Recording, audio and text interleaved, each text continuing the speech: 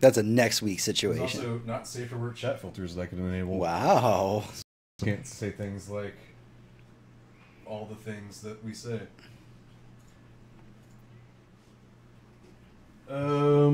Testing this one. All right, this is my test. Yeah, we're way the fuck loud. Audio test 1, 2, 3.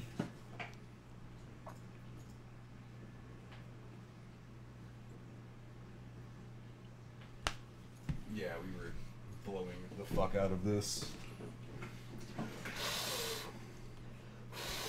Hello, Jenny. Not so much Archer.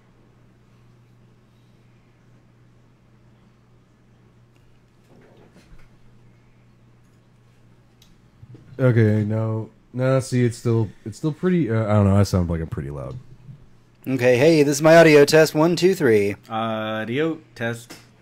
I'm always quieter.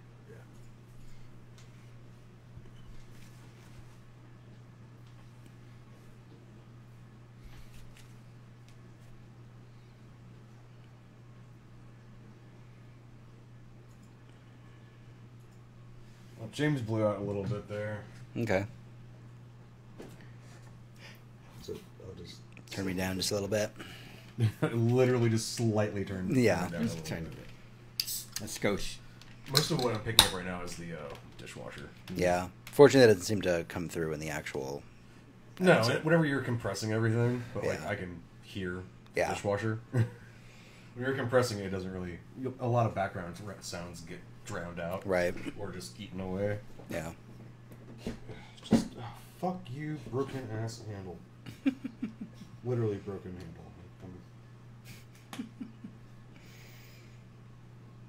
Because this is broken. It's not supposed to cut. It's not supposed to do this. You're right. It's not Yeah. supposed to do this. Yeah. But in case of emergency, You can jam punch it. motherfucker in the face with a. Yeah, broken handle. that is a very viable weapon there. There we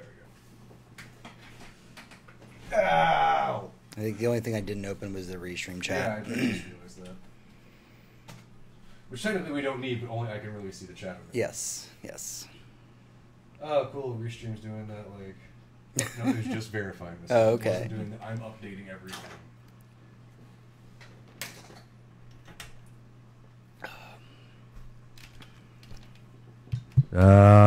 Okay, yeah, that got moved. Because I can't hear my headphones at all.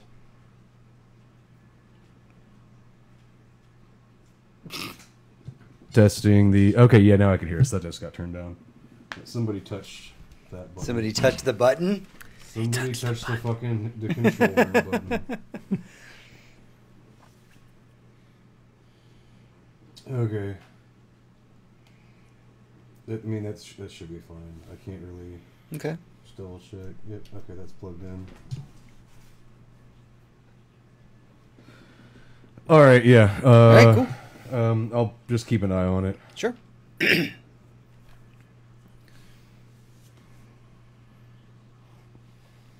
Do you have my old, my Halo controller, the brown one? 360 controller? I don't think so. Where the fuck is that? I'm pretty sure I gave her a black one. I don't know. So I gave her the one that came with the old 360, and but I always had my green, like green gray, the Halo looking one. Right.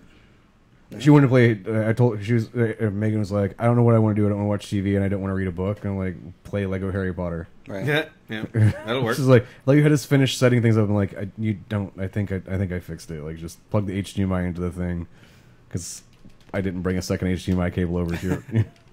And I was like, just play that. And she's like, I want to play a 2-player. I'm like, I have to find another controller. So if I can't find my gray one, or There's like 5 360 yeah, I was gonna controllers say I'm over just gonna here. steal like one of the other ones that I Yeah. know that we have Yeah. sitting around here, because I know I have at least 2 or 3 of them. Yeah. And I just know that one of them is hers, and I don't know where the other ones are. Hell, I have So- one somewhere. There's still the best way to, if you want to, like, okay, now that the X controller is out, Yeah, the Xbox One controller is a little better. These it is days. better. 'Cause it's But just the built 360 better. was just 360 was the best That was my controller to use default. for PC. actually for I still prefer 5 the years. analog sticks on the 360. You're the- objectively wrong. No, they have lower they have a better stabilization inside of them. So whenever you're doing things like playing first-person shooters, it doesn't. It's slower to drag, but means higher accuracy. It doesn't jump as much. It's actually made better quality on the 360 than it is on the Xbox controller or the X controller. Yeah, 360 controllers always had too big of a dead zone for me, right in the center. Oh, really? Yeah. Well, and to I always be fair, felt that when I was like playing fighting games or something. yeah, and to be fair, I'm talking about my controller, which is the Elite controller. I'm not sure how that's different from a normal Xbox One. Well, so X the X, you can set the dead zone to whatever the fuck you want, or the Elite controller, you can set the dead zone to whatever. Yeah. The Xbox One controller isn't as good as the 360's dead zone. The X or the One controller has a larger dead zone than the 360 did. That's one of the reasons why I'm saying it's also physically better, and it's also just the 360 was a better controller technically because it actually was made slightly better. But then the Elite is the one that's obviously the best because you can just change it to wherever the fuck you want. Yeah. Like I got annoyed the other day and just set because I was doing there's a new mission for a gun in Destiny where you have to shoot 3 guys, or you have to start with 1 dude and just go to 2 dudes and 3 dudes, and you have to, once they move their hand up, you have to shoot the gun out of their hand, like instantly. But you have to go and then whatever spawn number they, and you're like 1 3 1, you go ding ding ding, and you have to like instantly hit all of them very fast. And if you're like me and you have your sensitivity set really fucking high, Yeah. it's really hard to instantly go to exactly that one position. So I just Yeah. dropped everything to like 1 and was like, oh, look, it's so much easier to shoot exactly where I want. I mean, I died 60 times doing this because every time you miss, you die. That's funny. You know, at the end of it, after like 2 hours, I was losing my fucking mind. I was like, I'm done. I did it. I beat the fucking thing. I'm done with that. Yeah, no, it's something I didn't want to go into the show because it's so mind-bogglingly aggravating. Yeah. That I spent 2 hours doing something that should have had a save point, because it's like you kill 1, you go kill 2, and if you mess up on 2, you start back at 1. Yeah. And if you kill the 2 and you mess up on literally the last one, if you shoot him and knock the gun out, but it's still not fast enough, you still die. I got to the 3rd one so many fucking times. I have to start over the entire fucking thing, and then it's killing all the additional ads that show up, all the additional mission shit. It's like, motherfucker, That whoever sounds like poor game designed design to me. No, I was whoever gonna say, that designed didn't this sound fun at all. Whoever designed this knew it was going to be a pain in the ass, Yeah. but it's slightly more annoying than what it should be. Like it just needed a little bit of fixing on the timing or something to where it would have been more accessible. But it is at the end. It is the last mission of a fucking long ass quest to get this gun. Maybe the Destiny devs just know that everyone's still playing as a fucking masochist and Right. pain in the ass. One of the things that actually they is did like know is their that bread was and butter. the thing that made Destiny 2 fail was they made it for casual players. Now the only content they make is for hardcore players. Right. The casual players I feel like bitch there's a difference between all the hardcore, like making content for hardcore players, and just being a dick to your players. Oh yeah, very true. Well, No, I yeah, mean, it's night take and day. take what you think the difficulty is, and then add 3 more steps, because that's what the people actually are going to do, because they're going to make it harder on themselves either way. All right, let's do this. Let's roll. All right, yeah. Just listening to us talk right there, it sounded relatively fine, at least in the headphone part. That's good. Cool. Oh yeah, I still need to download the Corsair software so I can fucking program those goddamn buttons. Hey,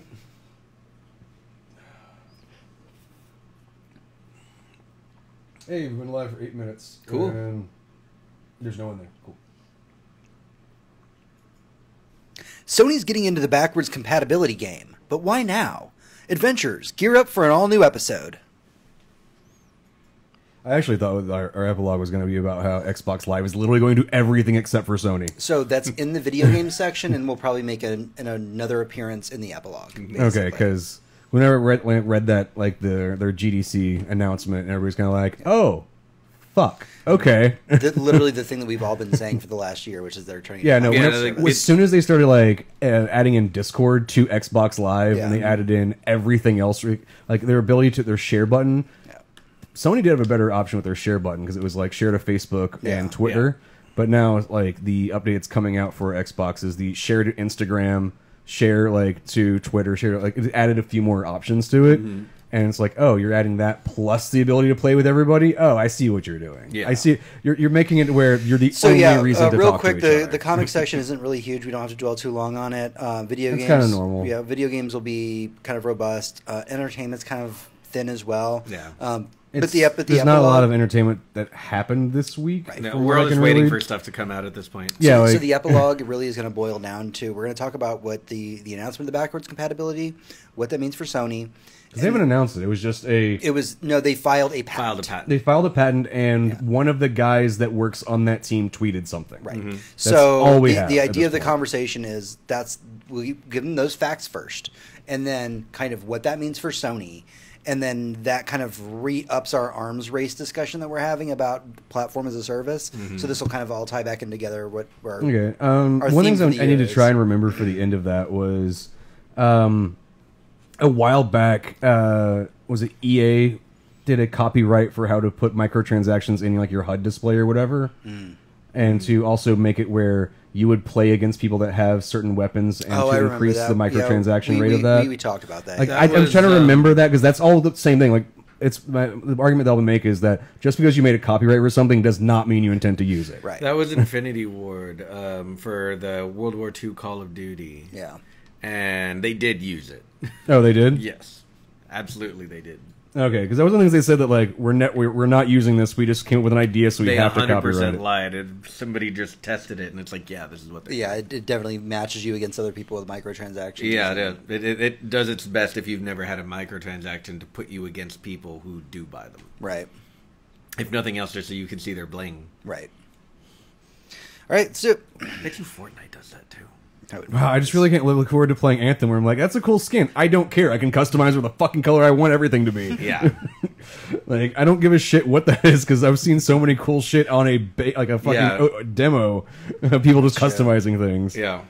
I mean, I'm literally gumball cotton candy colors. So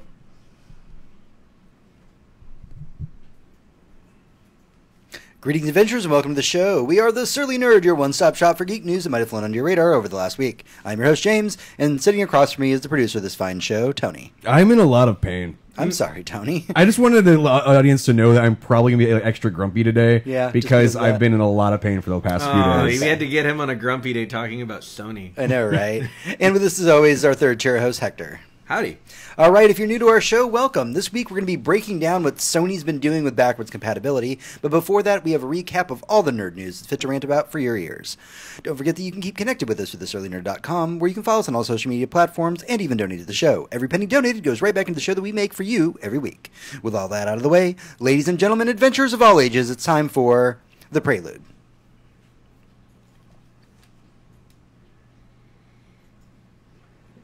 Prelude. All right, this is The Prelude. This is what we've been doing with ourselves this week, what we've been playing, what we've been watching, what's been occupying our free time.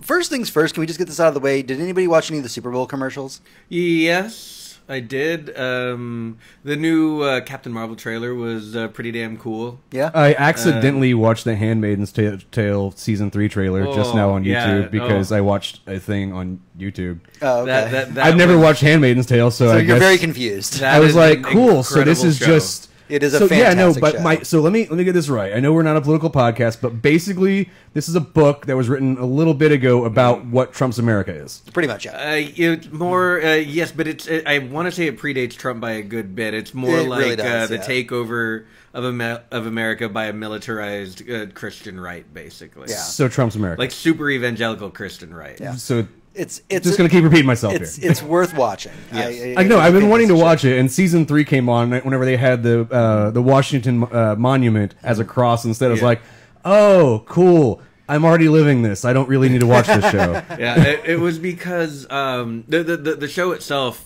is not about the takeover or any Yeah, it's of about the the war it's or anything. afterwards, Yeah. right? But it tells really small stories in this bigger world, and it just does world building so that you understand what's going on. Okay, so very well done. This is a lot of explanation before saying that's the only trailer thing I saw from the Super Bowl. Okay. Because literally right before the show, I watched YouTube. Okay. And I did not. I didn't see the A4 trailer. I did watch that. It just The didn't A4 happen while I was watching. The A4 trailer tells you absolutely nothing about it. That's fine. I mean, basically, you watch it and you're like, I watched an episode of The Leftovers in Yeah. like 30 seconds. A4? That's what it is. What is A4? Avengers 4. Oh. Yeah, Endgame. Why don't we just call it fucking Endgame? We're not calling it A4. We're calling it fucking Endgame. It has a fucking title now. We can call it what we Sons of want. bitches. It has a fucking title. What's wrong with you? They called it Endgame. It's apparently been said in every fucking movie, and that's why they chose that name.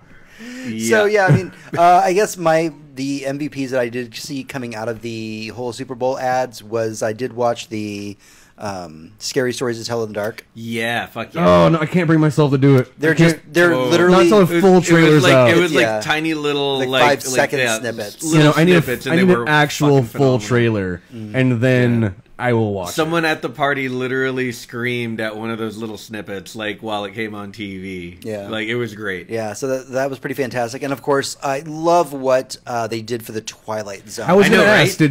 Did the Jordan Peele So- interrupting the Super Bowl? For So Twilight they Zone? did like How'd that go? They did a CBS got hacked in air quotes basically, Okay.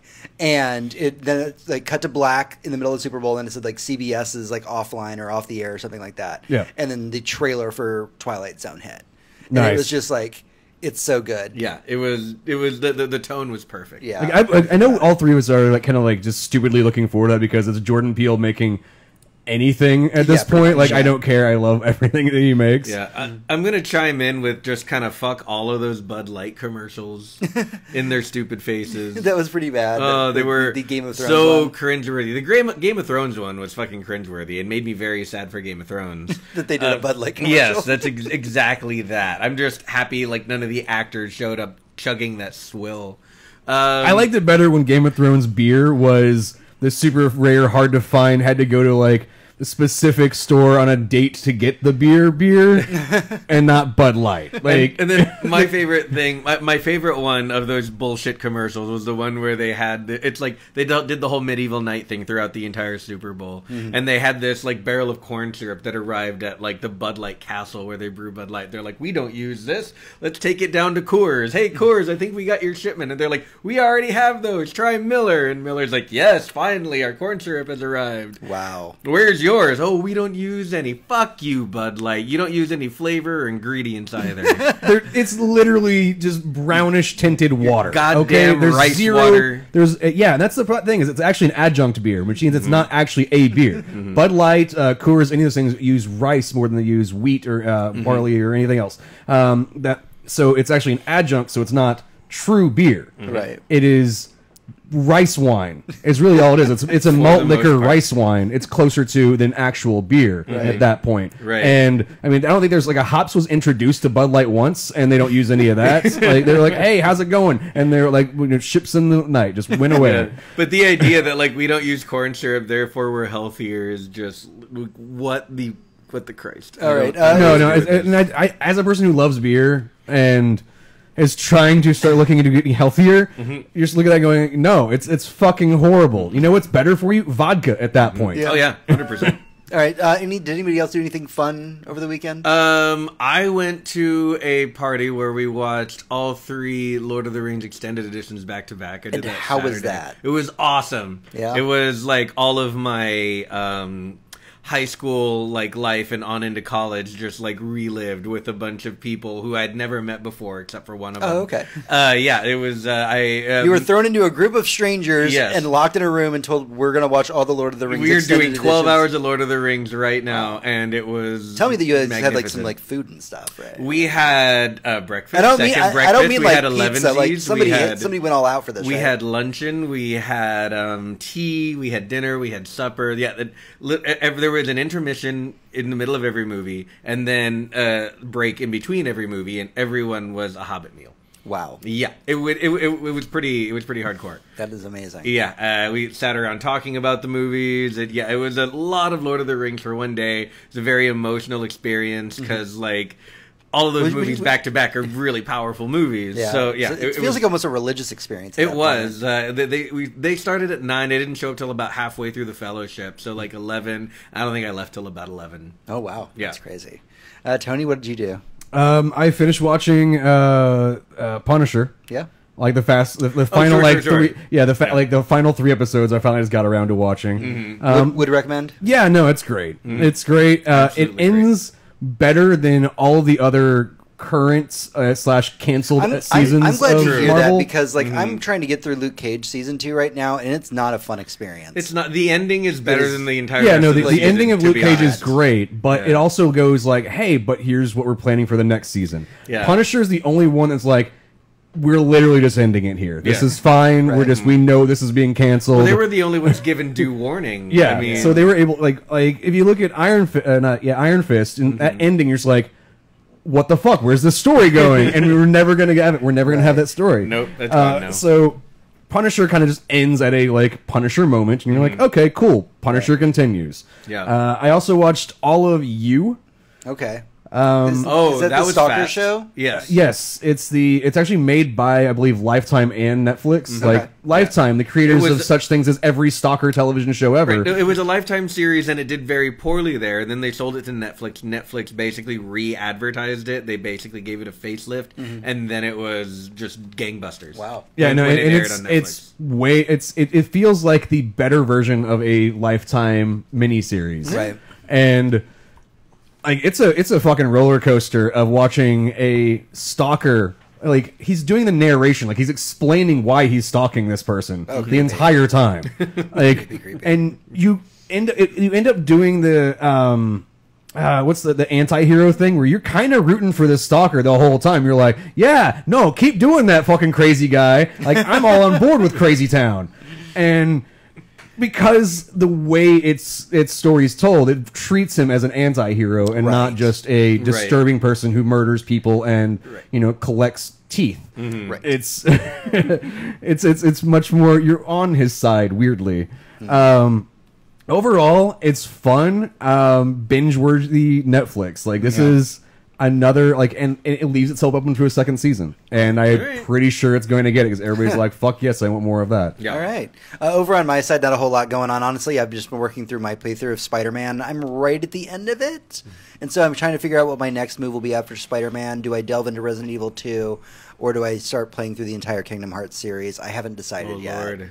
Well, so you have played Resident Evil 2 before. Yes. But this is a much better version of Resident Evil 2? Yes, Yeah. that's what I hear. Yes, it is. Yeah, I've been playing it, and it's phenomenal. Yeah. It's the best. There was my favorite thing to describe about it is this was my formative experience into adult video games as a kid. I got my PlayStation 1 and I convinced my mom to buy me. I didn't tell her what the game was about, so that was my first game on the PlayStation 1, and I plugged it in, turned it on, was immediately terrified and didn't know that you don't shoot all the zombies, you fucking run away. And it took Why am I out of ammo? Yeah, it took me a solid few days to get off the first screen of the game. But I played that game to death over and over, through and through, Game Sharked it, everything. So I boot up this version, the newer version, and I'm there right where the first game starts too, and I'm like, okay, alright, don't shoot anyone, just run. Okay, and there's an alley to the left. And I turn to my left, and there's an alley right where it's supposed to be. And I'm like, holy fuck, this is amazing. Like muscle memory just kicked in at that point. I just remembered where it was, and and in the back of my head, I'm thinking, that's not still there. It's a different game, and there's the alley that leads right where it's supposed to go. Right, to the gun shop and all that. I'm actually going to suggest you play Resident Evil 2 because very soon Anthem is coming out. And I can guarantee that we're all playing Anthem together. No. And there's just not going to be time for Kingdom Hearts. I'm sorry. You either start Kingdom Hearts 3 right now and power through that shit in a week, or you play all the Kingdom Hearts later when you can enjoy them. That's true. And try to 100% that shit, which, by the way, as a person who's done it multiple times, Sounds like is a lot of fucking work. That gummy ships alone. All right, that's everything that we have for the prelude this week. We're going to take a small break. When we come back, we'll be going into level 1 comic book news. That did not run longer than what I thought. There's some... Oh, yes, there's definitely something underneath it. There's stuff on the map.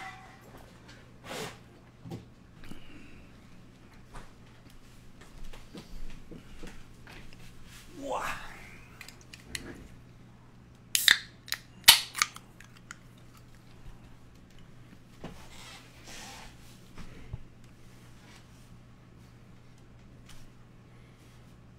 It's refreshing. It is. Get some fucking lemonade, some vodka, and some you're good to I go. can't drink liquor here. I'll never make it home. Just use like a half a shot for like see the Bucky's cup, and like you fill all of it like with, and then you just float like 3 shots of vodka on top, and you're fine. But the straw drinks from the bottom. I don't understand. I mean, you stir it, but like, and maybe add 3 to the bottom, and so it's 3 pour, then 3 more, and then you're fine. Yeah. That's my new diet that I'm thinking I'm gonna go on. The vodka diet. It's vodka, lemonade, cayenne pepper. It's the cleansing, but add vodka. You're right. Yeah. So I'm going on a cleanse. Also, I am fucked up. That's all I'm gonna have. It's just, where are you getting all these calories? I don't know. Nowhere, I think. Yeah. All right. Oh, I gotta click shit over here. But first, go over there.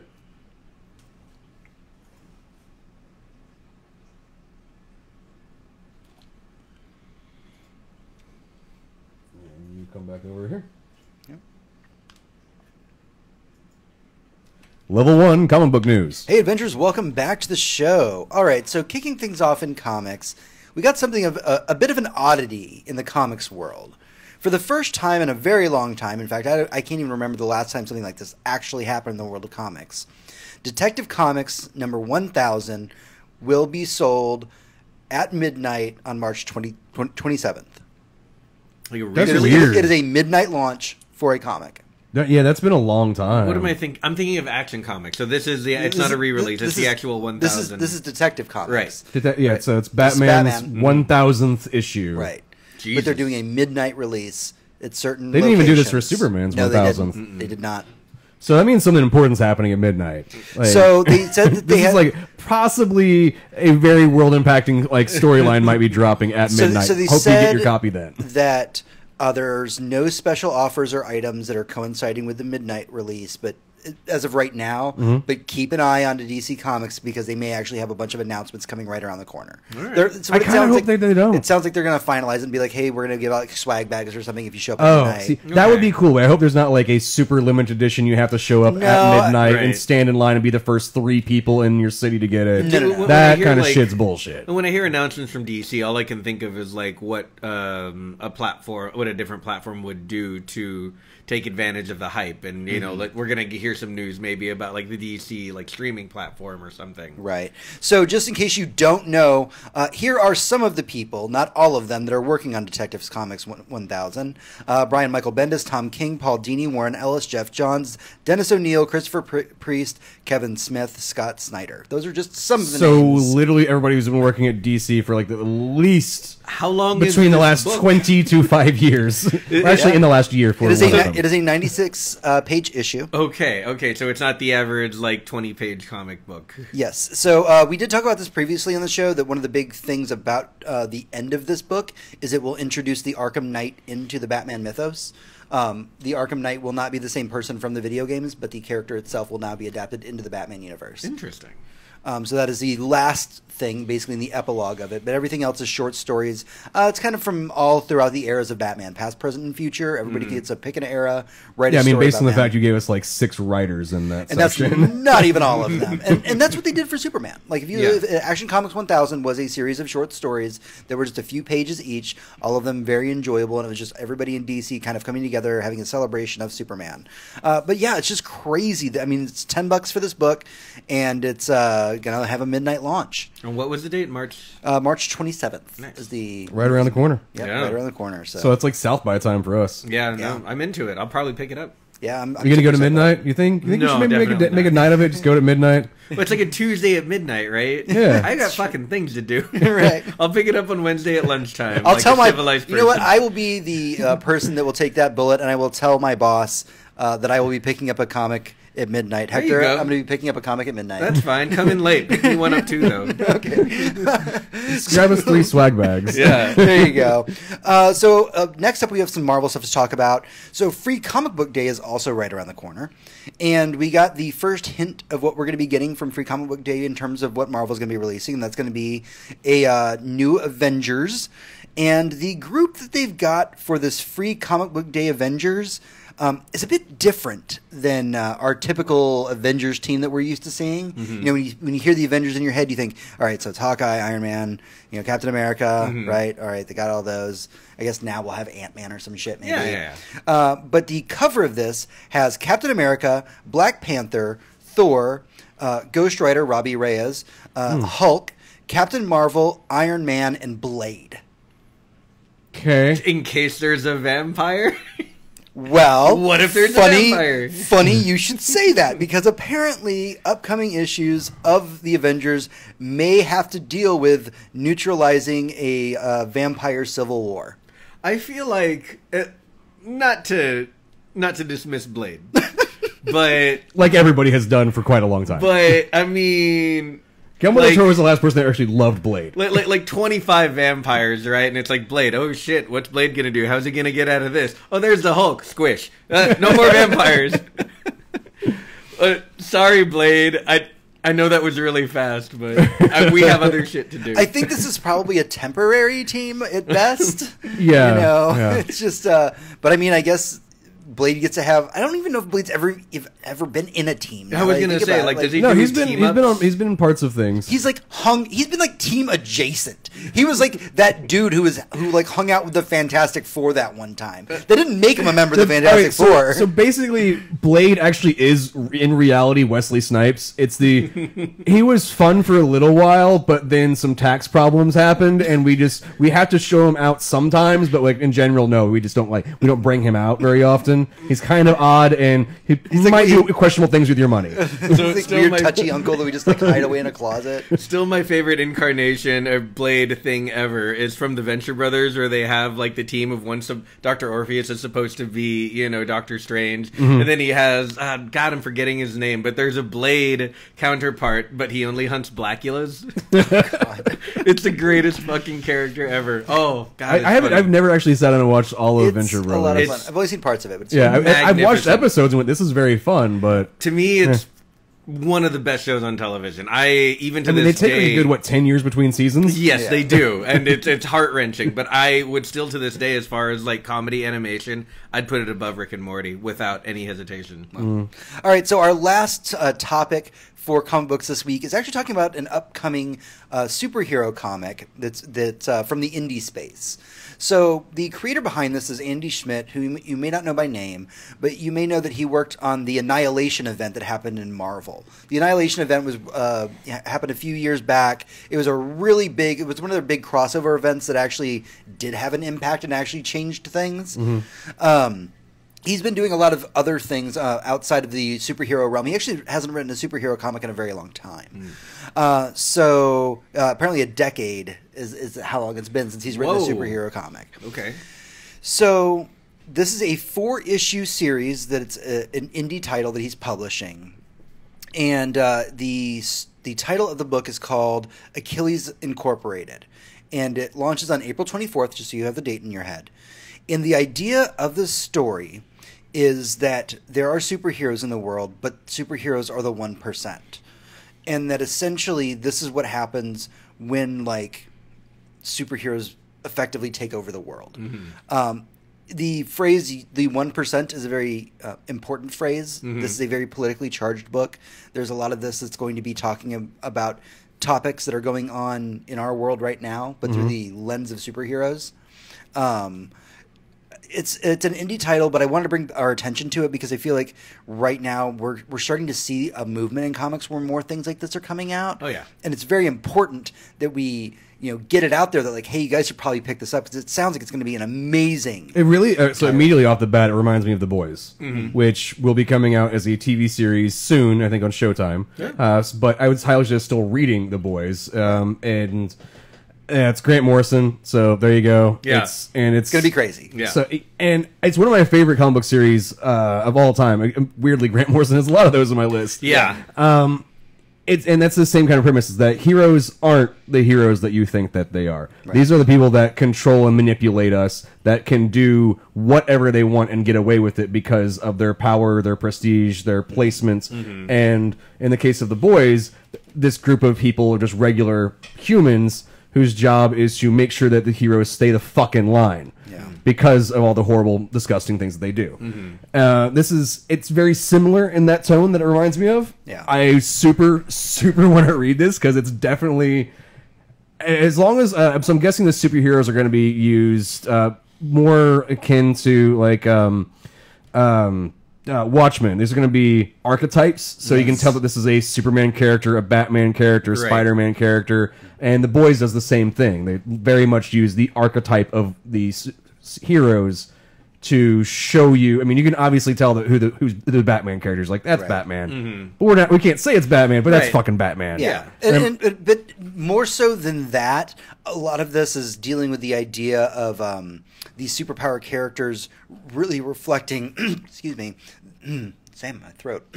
Sorry. I get that every now and then. Sometimes I have dry throat days where I just can't talk. I know, I apologize. It fucking sucks. So one of the big things that he's trying to use as metaphor here in this book is superpower as metaphor, in the sense that our government officials have essentially superpowers. Oh, sure. And they misuse those on a daily basis in our current government, and so he's trying to translate that into a superhero kind of power. That sounds, pretty apt. Like Huckabee's ability to lie endlessly on screen and know that she's lying. Again, not a political podcast, but she literally lies all the time. Yeah. Oh, there's like, a lot of that. All day, every day. Every time I watch it, I'm like, that's false. That's false. No, literally, I can fact check all of this. This is all false. So this, I feel like it's going to be a very powerful comic book. I think it's going to be a very fascinating comic book. And I know that it might not be for everybody, but if you at all are paying any kind of attention to the world that's going on right now, pick up Achilles Incorporated. It's only a 4-issue series, so you're not committing to anything crazy or anything like that.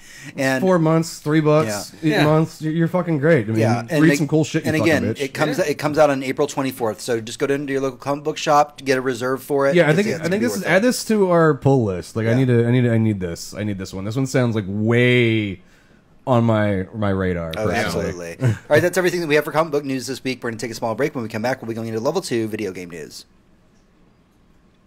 Does anyone know what Apex Legends is? Apex Legends is from the people who made Titanfall's big fucking battle royale game. Sorry, Gouda. That's the extent. You're already gone. Gouda's not here anymore. It's Respawn's it's set in the Titanfall universe, I believe. But there's no Titans. But there's no Titans in it. I heard about this trailer, so I didn't get around to seeing it at all today. Theoretically, the game was also supposed to be released today. Yes, it was released today. Yeah, that was the thing that came out last week. That the game is being announced and released on Monday, and it's free to play, and it's their answer to Fortnite. And this is the reason. This is the reason they're not allowed to make any more Titanfall.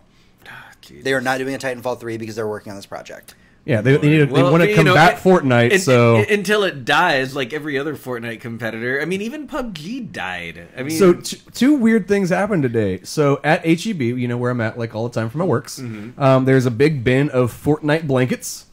So if you want a blanket that says Fortnite and has a pinata thing, I don't know, yeah, it's a loot box. It's literally whatever the fucking it's got those on. They have pink and blue ones, and then I saw a kid who's probably 7 years old. Going hey mom, it's like screamingly annoying thing, wearing a red shirt that just said Fortnite on it. It was like, oh my god, you are like the definition of a fucking Fortnite player.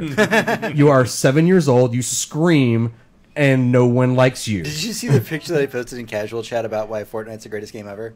No. Okay, so somebody on Reddit, like a dad on Reddit or something, like posted, "Fortnite's the greatest game that I never played." Oh, because it gets all the kids to go. Yeah, I read. Yeah, because he's a Dota player, and he's like, so I can get on Dota now without kids screaming. Yeah, no, now I don't have to deal with those people. Yep. No, honestly, Fortnite has made gaming in general better. Yeah. Because it put all the people that I hate over there. It literally made it a game that is segregation. It's segregated everybody I don't want to be around over there, and now I can be over here and be perfectly fine and not having to deal with children. How great would it be if that was their goal? If everyone at Epic was just like, you know what? Let's make some kind of shit magnet. That way we can just play all of the games that we like without all the shitty people in it. They'll all play this game that we make. We're not recording right now, just in case you're wondering. Shitty people are children. You guys realize that? Yeah, children are the shittiest of and people. They're not going to get. They're not going to not old people are shitty shitty adults unless they learn to play other games. My favorite one was from this is on my phone for like a year now.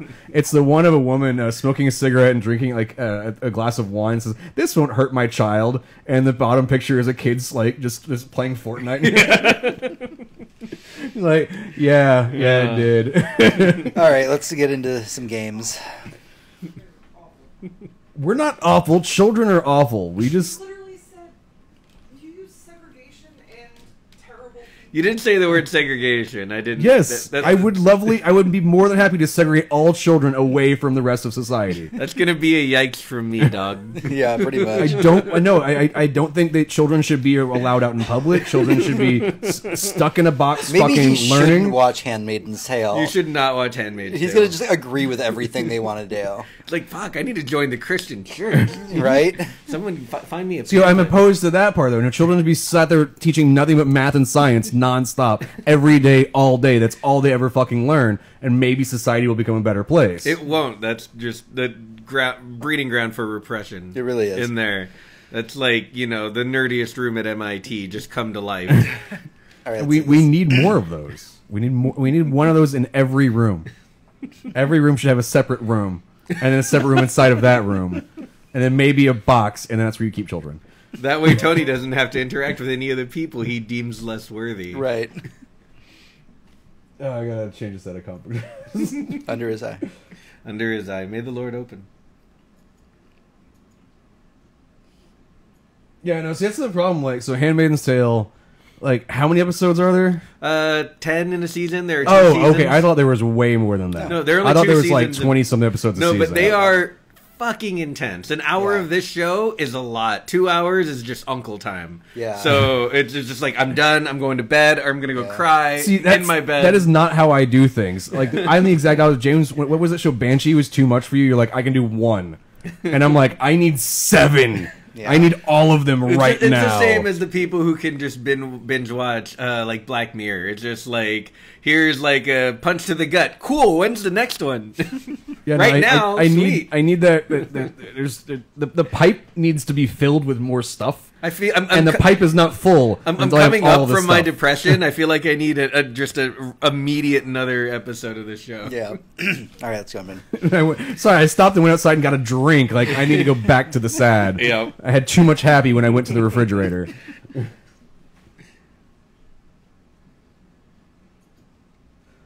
Level 2, video game news. Hey, Adventures, welcome back to the show.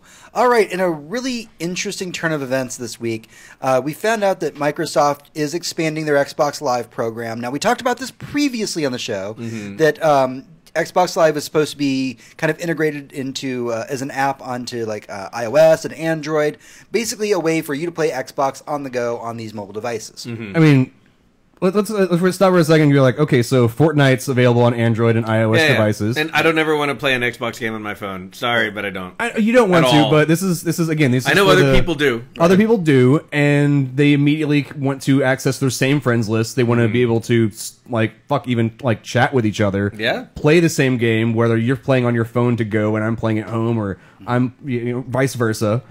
So this is a way for you to still keep that messaging / conversation, like little actual conversation, going anywhere on every device. And now we can talk to them about the news part. 'Cause I said that part. All right, so it was announced this week that they are trying to get the Xbox Live platform actually onto the Nintendo Switch, is what they ideally want to do. This way, if somebody is like on their Switch, they still got a HUD for like Xbox Live. They can say like, this person's playing Smash Brothers, and then you can like send a request to go play Smash Brothers or whatever. This is Which is a huge improvement versus what Nintendo hasn't enabled right now. that's Very true. Nintendo's current version of Switch, how do you play with your friends, is like pull your phone out and enter like a 75-digit number. Like it's very complicated and annoying. Yeah. Right, but what Microsoft is trying to do with this is become kind of the de facto social platform, i.e., what Facebook is for everybody right Yeah. now. Right. Facebook is that it's on your phone. That's how you communicate with people. That's how you do all of your Facebook and social media related Yep. things. Microsoft wants to be that for the world of gaming. Yeah, And that means talking to your competitors and saying like, I want to be able to integrate with your service. Yeah, no, we talked about this a little while back. It's probably been like 6 months or so. I don't know. I've been testing it for ages before it came out. Discord integration into Xbox Live. And that was Microsoft going like, well, Discord has a lot of great stuff in it. We will just put all of that in Xbox Live.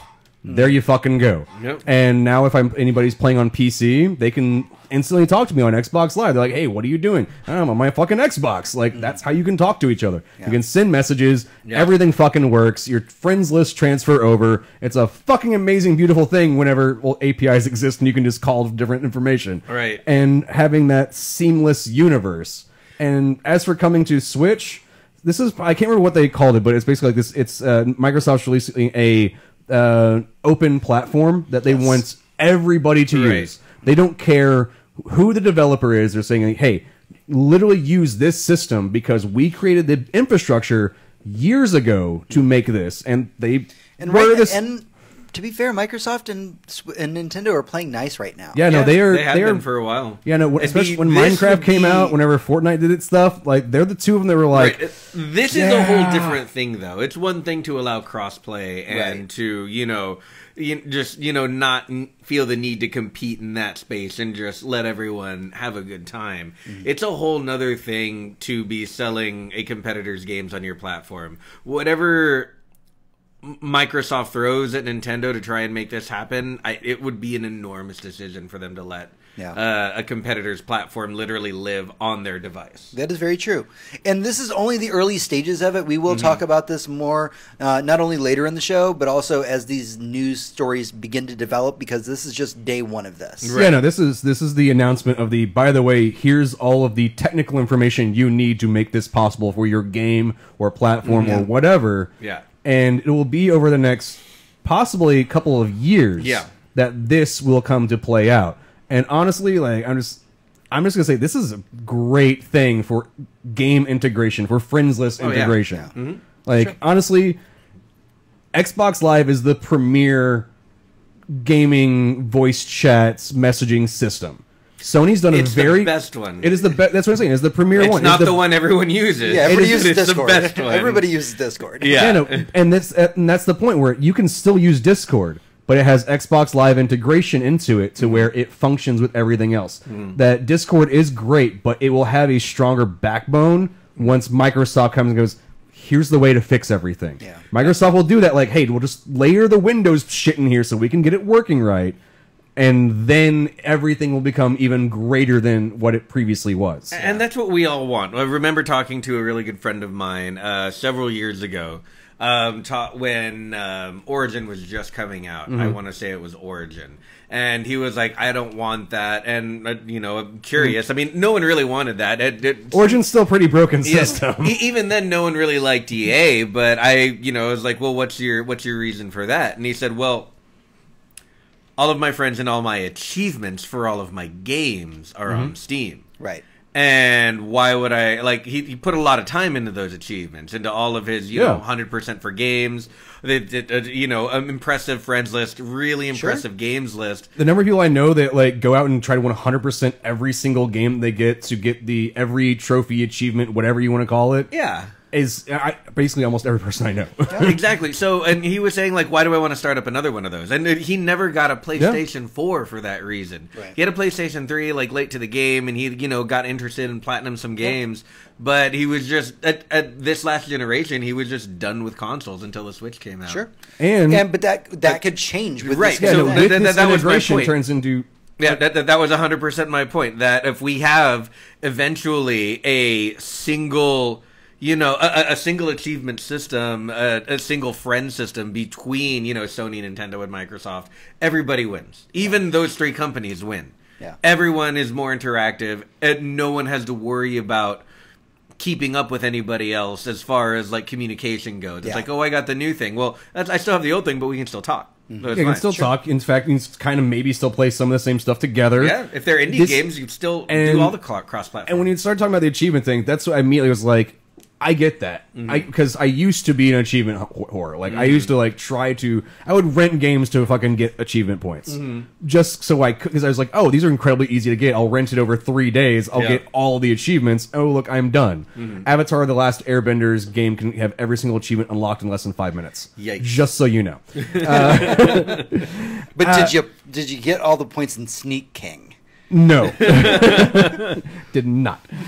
But whenever you get to this idea, it's like, oh, okay, so Xbox is in everything, but my Switch achievements, whatever they're called in there, aren't going to be transferred. Yeah, they will. It's a universal. It's a universal thing where I can look at your friends list and you're like, oh, you played Smash Bros. And did all this. Cool. I played Virtual Fighter 17 and I got all of this. And then it's like, oh, cool. I got Mortal Kombat 11, and you can see, but all on different platforms. Right. You can see what your friends are all doing together, and that's the fucking cool part. It is. Right now, you're talking about the dream. Yeah. Right now, we just have the the window has cracked open, and we can see a little bit of light. We got that breath of fresh air. We got that little hint of breeze. You're like, I can smell the future. Yeah, we're all sitting here going, I want to go kind of like what there, the Rock is cooking. And I really hope they listen to this. You know? And we probably will talk a little bit more about this in the epilogue, because it does kind of tie into what we're talking about. Let's go ahead and move on from that over to Overwatch League. Overwatch League Season 2 is about to begin. That means that our Outlaws Outpost podcast should be starting pretty soon, as I get on that.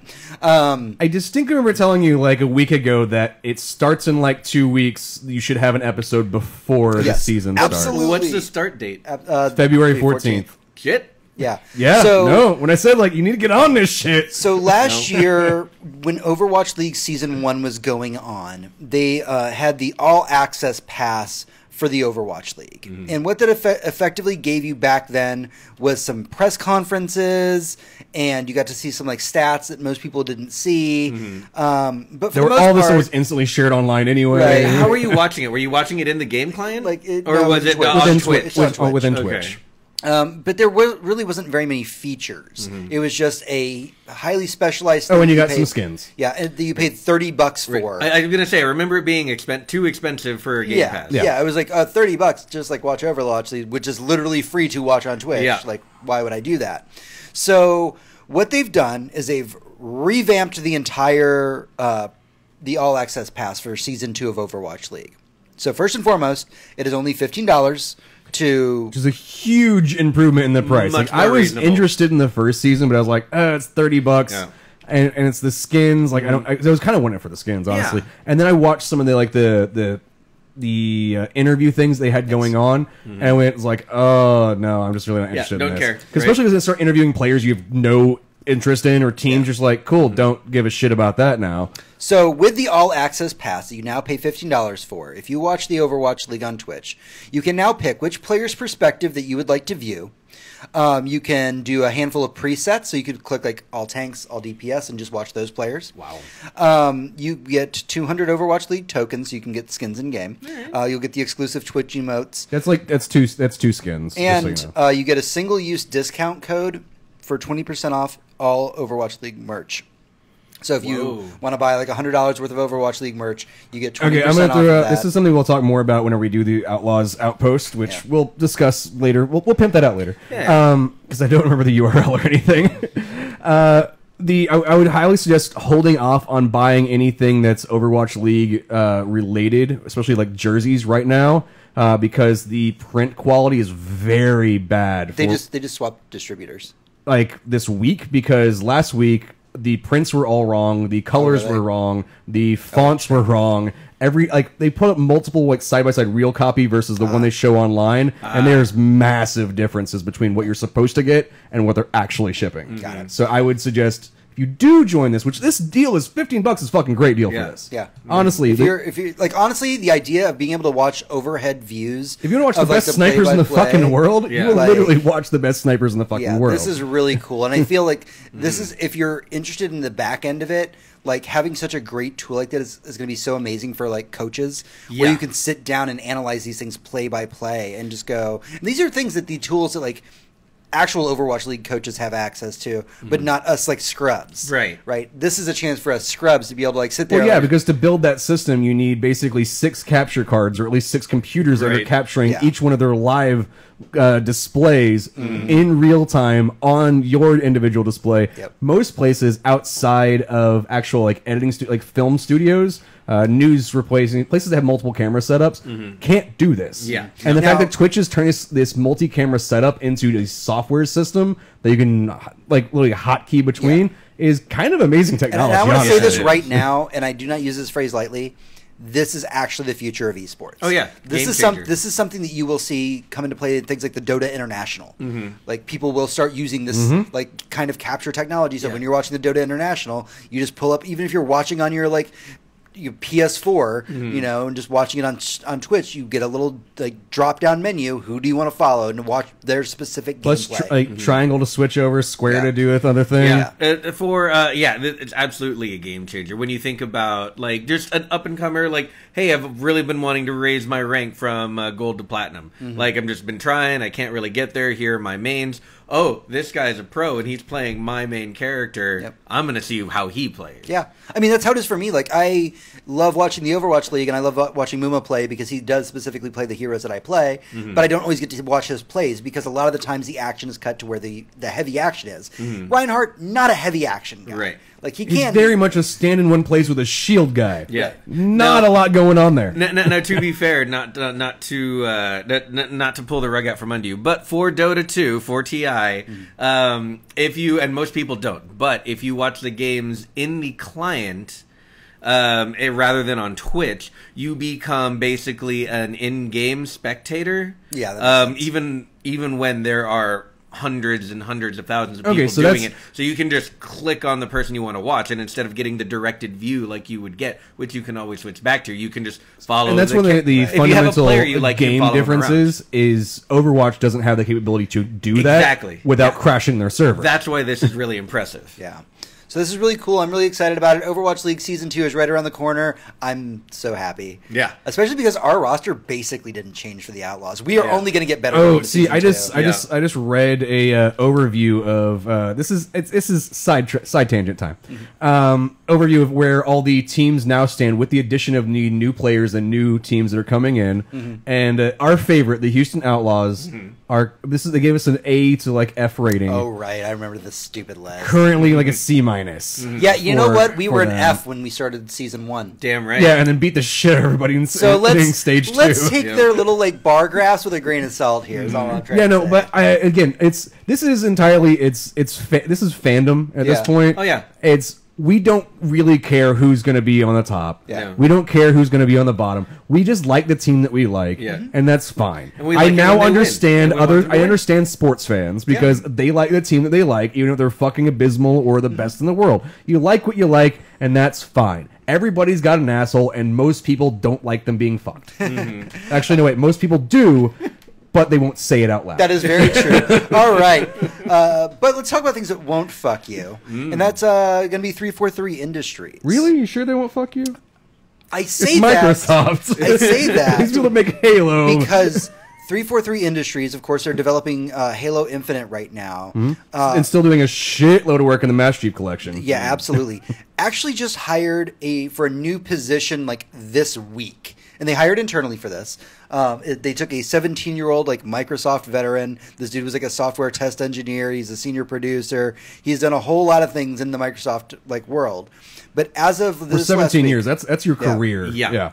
He is now the director of player voice at 343. Okay. This is a very specific job. It's very nuanced. So think community manager, but a little. Let's say Deej was that. Right. Whenever Bungie was part of Microsoft. Right. So they still have and he's now that for just Bungie. They have a community manager, right, that still oversees all of Halo. But the problem with the community manager is that there's a lot of things being screamed at you all the time. Yeah. Yes. Right? So what they wanted to do with the director of player voice is work alongside the community manager and basically look for the most constructive things that people are saying within the community and then relay those things back to the team so they can be implemented. Okay, so this is where I have to actually do the one thing I've been trying not to do, which is talk about Destiny. Oh god. Because when I just said Deej was the head of the community manager for Bungie and still is the community manager, they hired two other community managers. One that was a head of Reddit and one just internally that talked to the fans a lot on Reddit and on the forums. Right. Those two people's jobs are not only just to write like the This Week at Bungie, but also to take all of the information they see on their forums and on Reddit, compile it into logical lists, give it to the teams that need to know that information, and then tell them what the community actually feels like what they need to be changed. That is effectively what they're doing with this. And that's what I'm saying is like this is a job that at least one company that I follow, Bungie, which previously made Halo, has implemented. This is just 343 kind of following suit. And honestly, fuck yes. Like Halo needs that. Halo needs to keep developing and keep growing. Right. And the more they listen to their fans, the better off that they are. And yeah, you're always gonna have people on either side asking for like buffs or nerfs or ridiculous shit. But the middle of the ground, the people that make logical arguments, like 5-page or written articles, being like, why this thesis gun of like needs- this needs to be fixed, Yeah. or this is where you should take things in the future. They will read that and go, oh shit, this person actually does know what they're talking about. Take that to the team and say, here's 17 people that all agree on the same thing, and the like hundreds of pages they wrote explaining why this needs to be this way. Yeah, and then for go a for it. project like the Master Chief Collection, that's a wonderful move. It's a really good idea because I mean the multiplayer is so complicated across like all the different versions of Halo. Yeah. So Oh, yeah. to like have people say, well, since you brought this over from the 360, this is now broken because it doesn't work anymore. Yeah. All that stuff is great. What I will say is that for any new and upcoming projects, I feel like listening to the fans might be the worst idea, only because Halo really needs to step it up and wow us so that it doesn't become stale this time. Because because getting stale. Yeah, because 5 already is kind of pretty much dead. People just go to Master Chief Collection now because it has everything else other Right. than 5. Going forward for Infinites, this is where that job is going to be really important because they need to currently start listening to where all the complaints are with the Master Chief Collection, Right. and with Halo 5. Take into assessment the last 4 years of change that those games have gone through, and then correlate that to what will happen later on. This And is, then create something new that no Yeah. one's expecting and everyone loves. Yeah. and they have No to big take deal. away the, Easy, right? Yeah. but they also have to like to go through and scrape away a lot of people's like the ideas. They're like, just turn it into Call of Duty. Don't fucking do that. Right. Call of Duty is the follower of Halo. Halo is the top tier. This is the AAA game. Call of Duty is supposed to be the lower pleb game, I guess Right. you would say. The people that other people go to play, not true first person shooter players. The plebs. So yeah, this is an excellent idea. When I first read about the position, I'm like, don't they already have a community manager? And then I started kind of deep diving into what they do, and reading some of the tweets from him stepping up, taking the person taking the role. He was like very honest about it. He's like, I am here to listen to you, but we need to be able to have a civil discourse Yes. and discuss things that will benefit the game without us yelling Yeah, at each this other across is the internet. Anytime DMGO4, and for or at least its name is on the Bungie forums and on Reddit. Is Derek, I can't remember his last name, at Bungie. That is essentially his job. It's the exact same job. You take all of the information people are giving you, put it together in Right. nice little bundles, and give it to the correct teams. But he's also been very adamant, much like our new member for Justin Roby. Justin Roby has been like, hey, scream as much as you want, but I'm only going to be able to listen to you if you actually make concise thoughts, and I'm just going to ignore you if you actually start screaming. Yeah, and that would be the worst part because, I mean, as a community manager, anytime you do anything, someone's going to yell at you like you just... Anytime the company does anything, you get yelled at. They're going to yell at you like you just killed their cat with their mom's arm that you ripped off of her. Like, Yeah. they're just like, oh, you changed... the end of their world. You changed the speed on the 3-round burst for my favorite gun. By 0.3 seconds. My fucking life is ruined. Right. Yeah, no, and that's... By the way, bless this dude for taking this. Yeah, role. no, he's- I would not want that He's job. putting... man. this You were doing job the Lord's requires... work. Anyone who puts himself in the A lot of crosshairs of effort. that kind of nerd rage Yeah. is a saint. Yeah. Or just revels in watching other people's pain. Like True. that's Yeah. another reason. Like I could kind of do this job. I was like I'm watching people get really mad over stupid shit, and this is really funny to me. And so you kind of have to have that level of enjoyment, Yeah. but also that level of care where you're like, but I'm still going to take care of these motherfuckers, even though they're screaming in nerd rage. I'm going to make sure the right people hear this information. Yeah, there's a temptation to be the guy who just breaks things on purpose so that people yell, who I'm pretty sure works for Bethesda right now after what happened to Fallout 76. That's a Fallout whole 76, the other game that story. was designed to make everybody who loved Fallout mad. Yep. All right, that's everything we have for video game news this week. We're going to take a small break. When we come back, we'll be going into level 3 entertainment news. Did you hear about that shit, Tony? No. So they aside from like every week they update more shit, and they went back and made the fucking bobby pins heavier again. They released... Okay, so this is the best part. So they released a patch that was supposed to address a lot of issues. But that patch was developed not on the current version of the game. It was developed on an older version of the game. The one before, they fixed all the last shit that they fixed. So when they released a patch to fix the new shit, all the old bugs came flying back. They literally just didn't have like a current version that was not live to develop a patch on. Why don't they have that in their test environment? Because I don't know. Because it's Fallout 76, and this is where we are with Fallout 76. And it was the saddest, most hilarious thing I knew that the bobby pins went back to being their astronomical weight, which everybody's like, this is just dumb. And so that's how people found out. There were people out in the world just playing the game, and then they're just carrying bobby pins. And when the game updated, suddenly they were overburdened and like in the middle of nowhere, and we're like, what is happening? What am I was saying? carrying 1 billion of these because I can literally do that. Yeah. And then all of a sudden, oh, you're carrying more than 5. You can't do that. Yeah, no. The game cannot get out of its own way. It refuses to.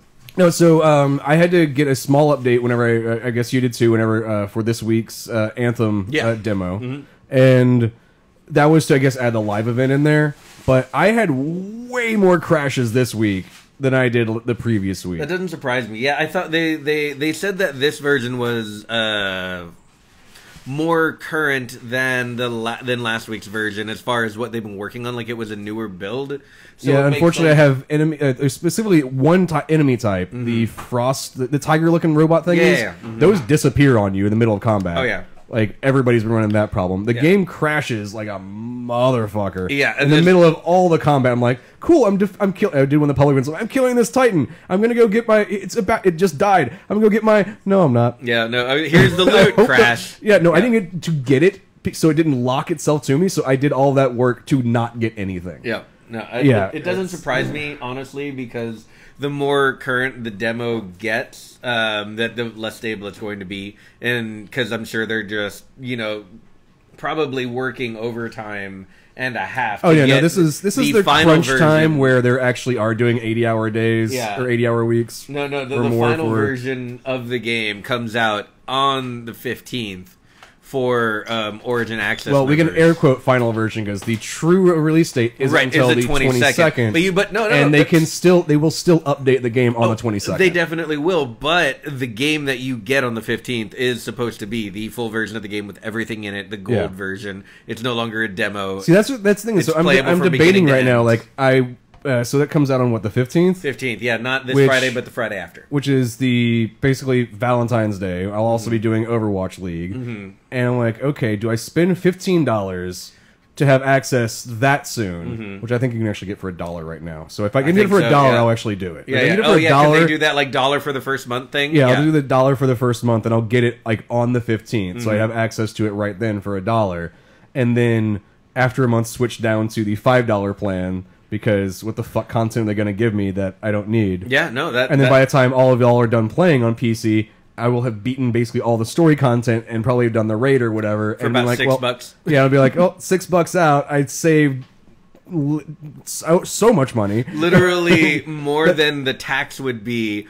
on buying the full version of the game. Yeah, and so it's like, okay, if I can game this just right, I can play this game for $6 to $20, somewhere in there, right? And probably play all the content that I want to play, cancel it, and then just come back to it later if I feel like it. Yeah, you can, and because that's the great thing about the EA program is you can turn it on and off whenever you want. As far as a subscription goes, I've already played all the Battlefield 5 that I want, and the only reason that I haven't canceled it is because in a couple of weeks I'm going to be playing Anthem. Yeah, and I have a way out, and that's a great game, and I play that with people. So.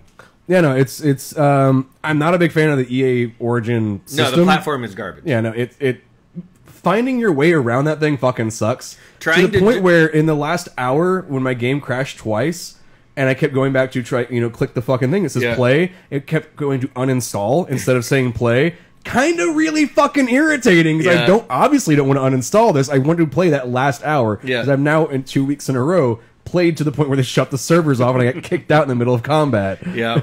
Yeah, no, it has not been a stable experience, these demos. I use air quotes for demos because they're definitely server testing betas. Yeah, no, and I really appreciate that, like, I hate the way that they're doing their scale system of the like you have to be a Access Plus member to get this week, and then you can do the subsequent weeks. You have these different levels. The way that they're and releasing then we're also releasing it on this week. But then everybody, if you just pay $80 or more for the Super Edition, you still don't get the extra release date. No one gets all of that's fucky. Yeah, it's But the idea of this it's manipulation, scaling every basically. weekend and giving you just literally slightly more content.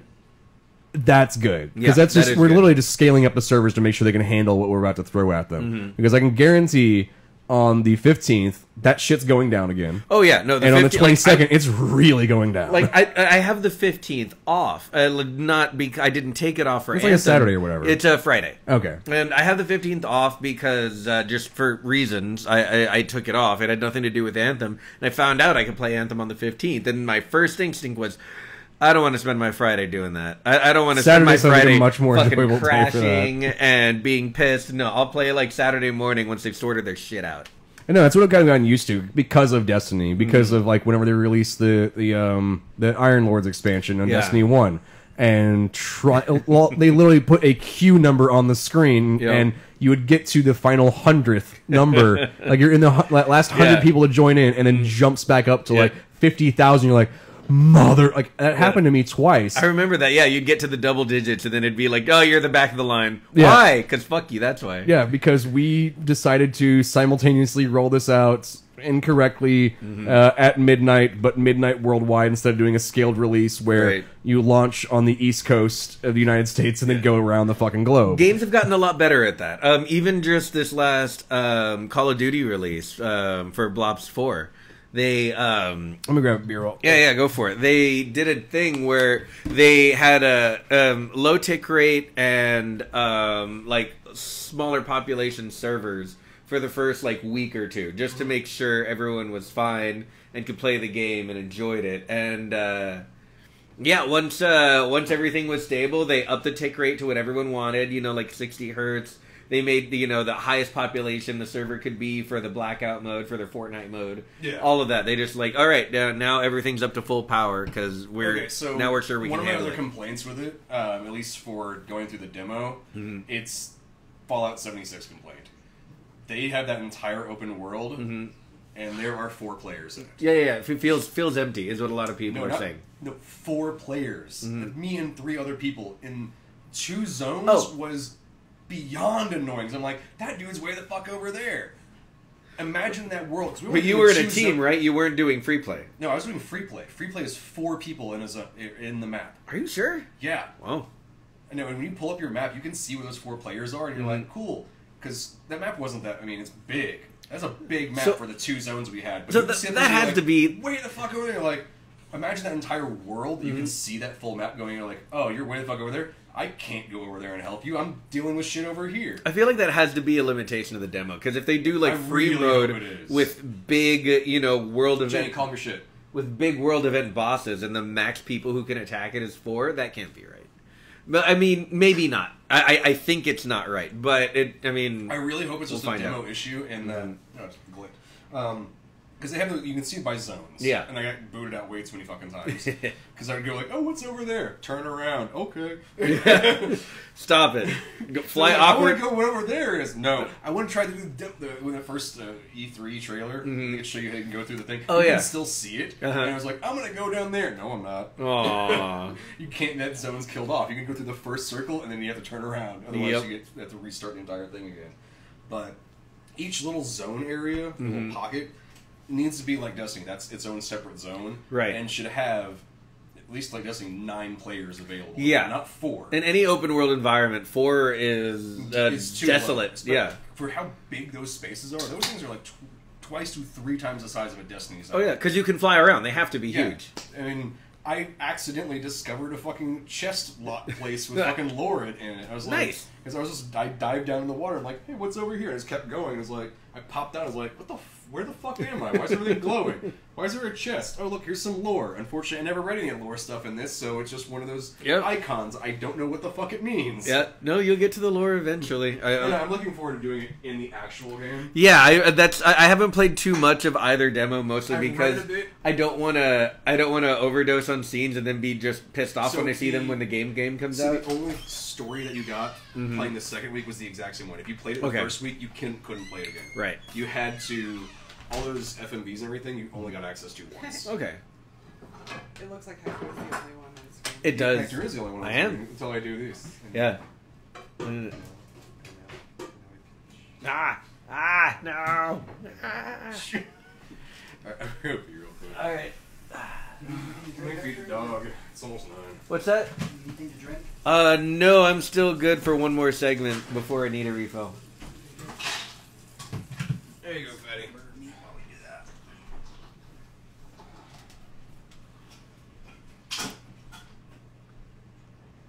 Alright, so fun facts while I was out smoking. Mm-hmm. We're going to open up talking about Legion. Okay. Yeah. Apparently, as of just a few minutes ago, they just confirmed that Professor Xavier is going to be in the next season. Holy shit. Yep. Color me erect. Shit. They are getting... I was gonna. Did they say who it is? Yes. Oh, wow. Harry Lloyd. Really? That's a pretty good choice. So that'll be interesting, Mr. Targaryen. Yeah, I could see that. Yeah. Yeah, literally, like, I just went to just check news real quick while I was out. I was like, by the way, Legion. I was like, oh, okay, well, that's relevant to literally the first thing we're going to be talking about. Do we have any idea when that starts? This summer. This is, yeah. Summer? Legion. Oh. Dumb. Well, that's fine. You can say that in a minute when we talk about Legion, because it's literally the first thing we talk about in entertainment. Yep. Alright. I'm gonna pee too. Yeah, I think it was it summer last year? I thought it was like around this time last year. Yeah. Could have been. For a show that, I mean, it's doing pretty well. I don't think. I mean, FX does do a lot of their. Well, this is the last season, so. Oh, really? That's literally the first news thing we're going to be talking about. Damn. Apparently, they only had a plan for 3 seasons. That's fine. He said, yeah, I literally wrote a story for 3 seasons because I don't think that Legion's a story that can go on indefinitely. It couldn't. Yeah. You eventually write to yourself you eventually write to a point where you're like, this is just getting dumb. Yeah. And okay, you eventually write to a point where it becomes X-Men. Yeah. And you go, this is dumb. Let's not do this. Because eventually it turns into X-Men shit, and you're just like, this is not fun for anybody. Right. Time travel's involved. Nothing's gonna be fun. Yeah. It just gets ridiculous. But yeah, the showrunner said that he only ever planned for it to run 3 seasons from the start. So, feel comfortable that this isn't just we got canceled. No, Legion's doing very well. But The thing is, like I was gonna say, the show's doing pretty well. Yeah. It's FX, and they don't have the most number of great things going on right now, but they also don't do a lot during the summer, and neither does anybody else. So Yeah. this is shit that I'm gonna say in the thing. So yeah. Yeah, I mean, I get where they're coming from, though. Like, Legion isn't a character that you can kind of keep going for, a long period of time. I mean, like, the longer you try to keep that going on, the more people are going to get annoyed, and it becomes a parody of itself. Right. Which is, if you'd already read any of the Legion comic book stuff, like I had, and you started watching the show, you went, I already know this. This is boring. Why the fuck are you telling me this part? Right. Like, it got annoying immediately. Because you're like, I don't care. I've already dealt with this cool weird twist. You're just making it longer and like a shitty version of. God damn it! Every time someone kills Batman parents, I'm like, "Fuck! Can we get this over with?" I already know this part. Yeah. Exactly, and that was the problem with like Legion stuff. You're like, this is cool, thank you. I was being sarcastic. No. No, but You're complaining about a medium being adapted to another medium and that they're retelling basic points of the story. That's their job. That's true. yeah, but that's also one of the reasons why they said we're no longer. DC straight up said we're no longer telling that story. You know that story, and I get it. Legion's not that case. Nobody knows that. Nobody No knows one the- knows Legion. But if you read the comics, you're like, cool. We already know all of this. This is a thing that's been well established for a long time. But you were the minority. Yeah, is the so which issue. is when I watched it, I was like, cool, so it's shitty Stanley Kubrick with a story that I already know. This is not fun. All right, let's go and get this thing started because we're going to jump right into that. Cool. Level 3, entertainment news. Hey, adventurers, welcome back to the show. We're going to kick things off in entertainment news this week talking about Legion. So the big news that came out of Legion this week is that Season 3 of the FX show Legion is going to air this summer. And the bigger news from that is that this is the final season for Legion. This does not have anything to do with the shows having poor ratings or anything along those lines. People have been really loving and enjoying the show. But the showrunner, who originally, a lot of people know him from working on Fargo, Right. said, I really only had a 3-season story arc planned for this.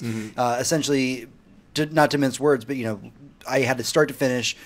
That's about how much Legion I feel like we could take. Yeah, probably. That's what we have. It's basically 3 years worth of comics. Yeah. And it's not like a show like Fargo that keeps jumping around to different characters. They get a whole new cast every season. So with very few even just overlapping characters. Honestly, that'd be a much way less more interesting actors. way to do Legion. Because But- he does have the multiple personalities to jump from cast to and cast. Fargo is one of the greatest shows on television. So, I can see why he would want to end it on his own terms. The same way Gilligan did for Breaking Bad and yada yada. All the best Right. shows end when they're supposed to, not when people get tired of them. Yes. And the other news that actually just hit, like the airwaves, like I was out having a smoke break, came back in.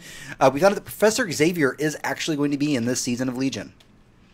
Which Professor Xavier?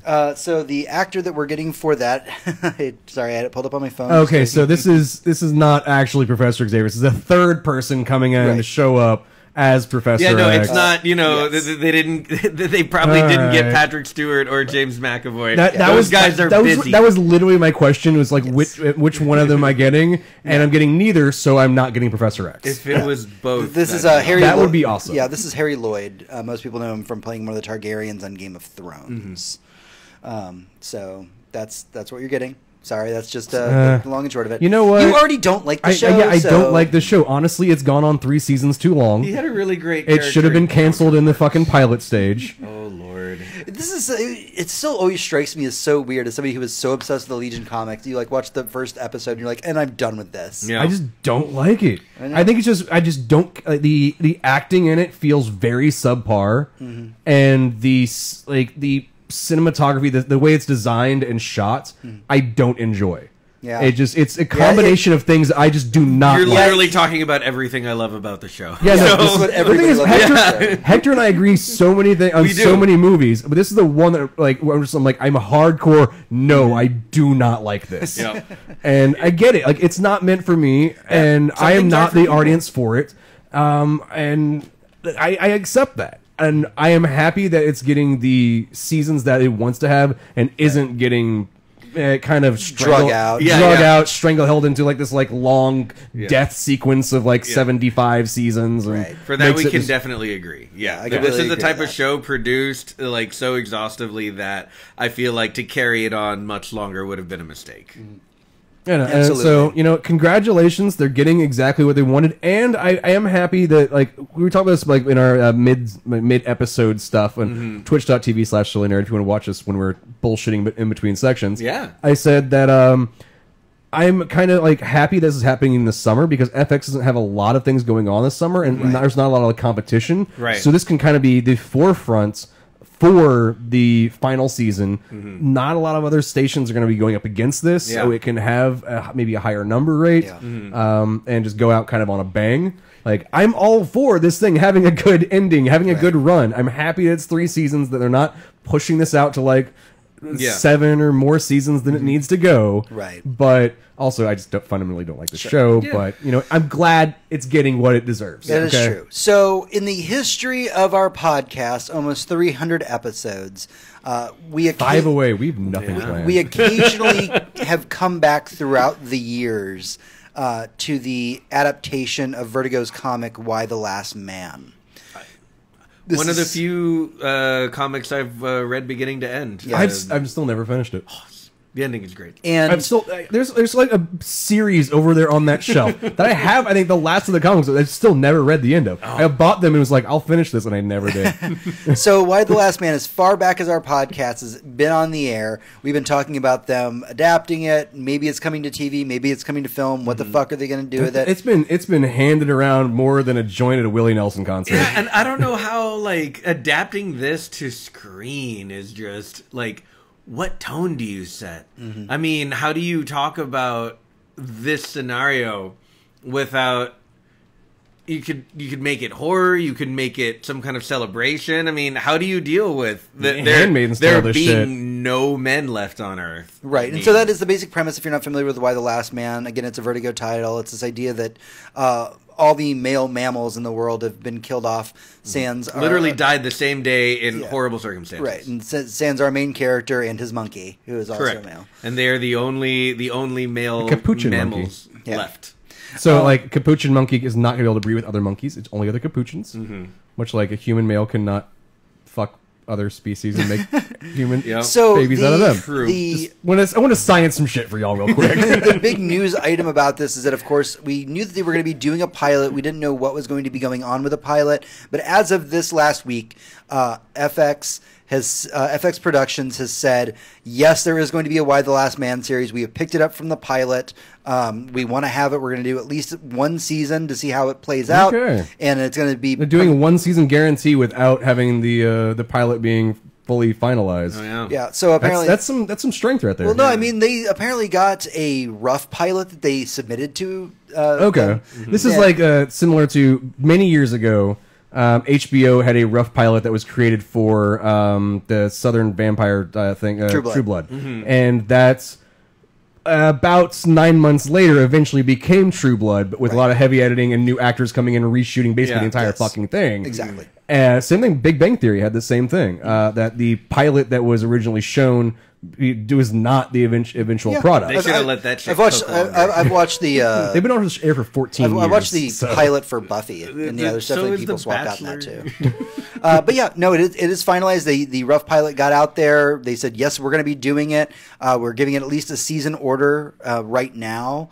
I'm super excited about it. I never read more than the first couple trade paperbacks of it. It was a fascinating concept. I think it was just at a time where I had kind of died off reading comic books quite a bit. So I never got around to you're right about that. Yeah. Timeline-wise, Why the Last Man came out whenever you and I had both gotten very annoyed with comic books. Well, we were still picking up some things every now and then.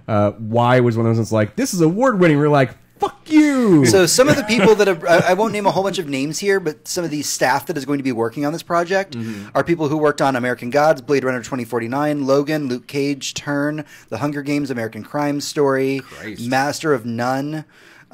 Insecure. These are all the background of the people that are going to be working on this show behind this. It's pretty solid. I'm so curious because when I read the comic, there wasn't really a tone to the events happening. There was the immediate horror of the event, and afterwards, it was all so quiet. Yeah, and like how they play that in the show is just fascinating to me. I'm certainly down for an episode or two. All right, now since we've gotten this, finally, some more information's come to light for this. I know we've talked before about Lock and Key, but have we gotten any more information? Just anybody got any news? Because it just means it's like sitting there dying of Lock and Key thirst. Because I'm a thirsty bitch that needs some Lock and Key shit, and those motherfuckers will not release any more information. It's February. We're all just waiting for shit to come out. No one wants to cram any more news right in front of Endgame or any of Right. the other Marvel Yeah, shit. nobody- coming out. Motherfucker! Like, I get it. Why Last Man's cool, but please maybe some Lock and Key. Like, Yeah. because these are two properties that we've both been like basically cock teased with for Yeah. like 5 years now. Yeah. That's true. And I'm just getting really annoyed with it. I'll Like, tell just you- like put it in or go fucking take a cold shower at this point. So once in a while, I get to put in a little bit of news that isn't super serious. It's more for fun. It's more for the commentary of the panel. It's something of a palate cleanser. CBS announced this last week that there's going to be a new detective show that they're doing, like CBS does. Okay. Yeah. Well, CBS All Access is where shows go to just get really fucking weird. Yeah. So maybe it's going there. So, oh God, how do I say this with a straight face? There is going to Is be there a monkey? a new series on CBS that is a detective show that is about a detective And a monkey. that dies and is resurrected by somebody named Dr. Victor Frankenstein in San Francisco and becomes a detective. This was greenlit. This is not a theoretical show. So this he's- was greenlit. This is Frankenstein's monster. is a The detective. police procedural. in Yeah. San Francisco. I'm super on board with this. I have don't- nothing to say about I- this. I I don't- literally have no words. I just want to see this. Like all right, Someone so- watched too much Lucifer too fast and didn't really get it, and was like, "We can just do anything and make it a Honestly, police procedural." everything could be turned into police procedural drama. This show could be a police procedural drama right They now. turned honestly. the movie Limitless into a police procedural drama, and you know what? It wasn't that bad. You know, I will say that years ago on this podcast, we were talking about Lucifer before it came out, and we were Limitless was angry about that. You take the drug, you get like You get super super brain. smart, yes. Super brain. Yeah. That was actually the show was really fun. The movie was amazing. The movie was and great. The show, yeah, I remember watching the show and going, you know what? I don't hate this. One of the Yeah, no, great- like I distinctly remember watching and going like, I remember the movie. The movie was good. What's this? This is interesting. Okay, this is not the movie, but this is fun. All right. Yeah. And then they had fucking Bradley Cooper Yeah, show up somehow in they it. get Bradley Cooper to show up like multiple times. Yeah, like just like that's what he's doing that day. He's just Yeah. showing up to be on a TV show that's been canceled already. And they get, and by the way, they're getting like the creator of the show Elementary, which, by the way, is a very good show. Okay. Just throwing that out there. It actually is a BBC it's a- Sherlock Holmes. No, no, one? no. No, it's- that's it's the a American. CBS. No, okay. Yeah, CBS. CBS. Yeah. But it's actually a really good show. That creator is the one that's going to be working on this. I'm having so much trouble processing this idea of like the Frankenstein monster in San Francisco Yeah, being a detective. Like this is just There's this like picture in my head of a guy like just like a 6'7" with bolts in his neck, you know, just with a with a fucking little flip pad. He just walks up to a crime scene of this crying old lady and he just flips it open. He's like, handing her a small tiny yeah, flower. a little handkerchief, and she's like, oh, he just came by and he shot my husband. I don't know why. Yeah. So before we had Lucifer, we had this show of the dude that died and kept like never died. He kept coming back to life. Oh, I remember that remember was that perceived one. procedural drama. He was a coroner, and Yeah, his that was a good his show. yeah, it was fun, and it seems like it's down that alley. Like we're gonna get something that's kind of ridiculous, but maybe entertaining go about into a this. board meeting and pitch this with a straight face. Hey, That's what police I wanna- procedurals make money. They Okay, just first do. off, yeah, police procedural make money. Secondly, marijuana's legal in California. You can just push that shit into the AC vents, and everybody's going to agree with whatever the fuck you I say at have that it. point. That's the whole plot of the show. Everyone just thinks he's Frankenstein because they're stoned out of their ass because it's San Francisco. He's a perfectly normal guy who just gets Yeah. mad because he's tall and everyone keeps calling him fucking Frankenstein. He's got a very square head. Yeah, he's like, I'm not even. Why would I be Frankenstein? The monster's the tall one. potheads. All right, that's everything we have. for- Frankenstein's monster. They're two different people. One's a doctor. One's a creation. Oh my god. That's everything that we have for entertainment news this week. We're going to take a small break. When we come back, we'll be going into our final segment, the epilogue. Fucking Frankenstein. It was Jesus such a Christ. weird news item. I was like, I've got to put this in. There might be something more important for us to talk about, but my God. There was like nothing entertainment news that really came up this week. Yeah. This week was really quiet. I was trying to like there was like a couple of things I was like, okay, maybe these are worth mentioning, but like I can't even remember what they were because I was just reading my regular news stuff and I was like, you know what we didn't nothing. mention? We didn't mention what the fuck Kevin Smith said this week. What did Or middle last week, he said that Tom Cruise, if they cast Tom Cruise as Wolverine, it would make $1 billion. Yeah, that was a road I don't want. Can to we go not down. go with his stupid prediction because he already said that with fucking Batfleck? And they did make $1 billion. That's the problem. Can we just not let? Can we not let that fat fucking piece of shit? And he backed off, and like it was a long conversation. It's like a 2-hour fucking podcast, right? But it's they not to disparage 2-hour podcasts, not to agree with him, but he's right. Well, yeah, and that's the problem. You're going to get everybody who fucking loves Tom Cruise movies. Yeah, he backed down and he said, "Why hasn't Tom Cruise entered the Marvel universe? He could ride that shit into retirement." And he backed off and he said maybe he'd make a better He actually is the correct height for it too. Yeah, maybe he'd make a better Reed Richards. He's not quite tall enough, but I mean they fix that shit all the time with him. There's a lot of things he is the correct height for Wolverine. He's like 4'2". But he also mentioned what we haven't really had is a really good Tom Cruise as a villain, and I feel like he would really nail it. And if we could just cast him correctly in any of our superhero lore or folklore that's coming out, in movies, he would probably absolutely kill it. Honestly, all right. So this is something that like I just kind of have to side tangent on for this. There's two different movie going groups that you're trying to appeal here on this. There's the Tom Cruise movie people, and literally everybody else. But everybody else is a smaller group. Everyone loves Tom Cruise. I think it's actually reversed. I honestly insane amounts of money. I honestly feel that it is reversed. That yes, his movies do make a lot of money, but they're not the ones that give a shit about overarching storylines or universe accepting things. They're not the Marvel fans. I've watched 6 Fallout movies. Not Fallout. Mission Mission Impossible movies. Yeah, they all make sense. There's a continuity. I do not believe that, and they would kill a small thing for another Live Die Repeat. What am I thinking of? Edge of Tomorrow, the movie he did with Emily Blunt, the sci-fi movie. And I refuse to pay for money. I pay for a Tom Cruise movie, but I did watch that one once it came online, and it was badass, wasn't it? Yes, and it would have been a much better movie had he not been in it. Honestly, she was the better part of that movie. The world was the better part of that movie. She's the best part of most movies. Yeah, no, she was great. The world building was great. The CGI, everything else was great.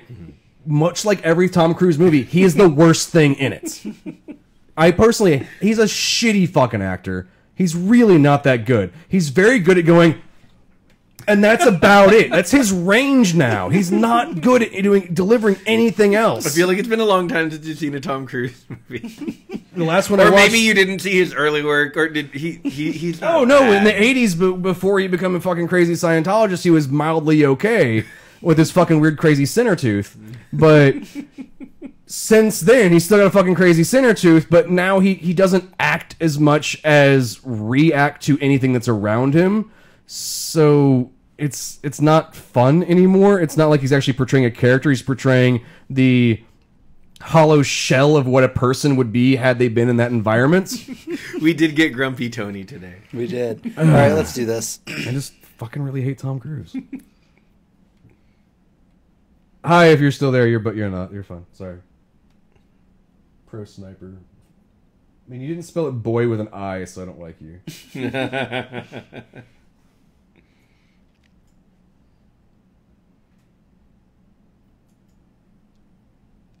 Why do we all get quiet when I'm clicking like buttons over here? Like everybody, Because you're about to start the yeah, show. but y'all can keep talking. Like I can still fucking. We're all do prepared. things. When I first started the podcast, I stepped on so many play buttons. Yes, you did. Just at random, like, lols, things are happening. Yeah, no, it's the two of y'all just y'all got lost in screen land. That's fine. All right, ready? Ready? Epilogue. Hey, adventurers, welcome back to the show. All right, this is the epilogue. This is our main talking point for the podcast, sometimes related to the news, sometimes not. Oftentimes news adjacent, which is kind of the road we're going down today. So the major minor news item that we got this week is that Sony registered a patent that will allow for retrocompatibility of their upcoming hardware with previous consoles, i.e. backwards compatibility on the PS5. Yes. To kind of boil that down in simple terms. Which, to be fair, just while we're on, just before you continue, is not easy. It's Yeah. not easy at all. Well, not considering the PlayStation 3, that machine was a monster that should never have been. Its It was its a mutant. architecture is so different Yeah. to any computing system that we've ever had.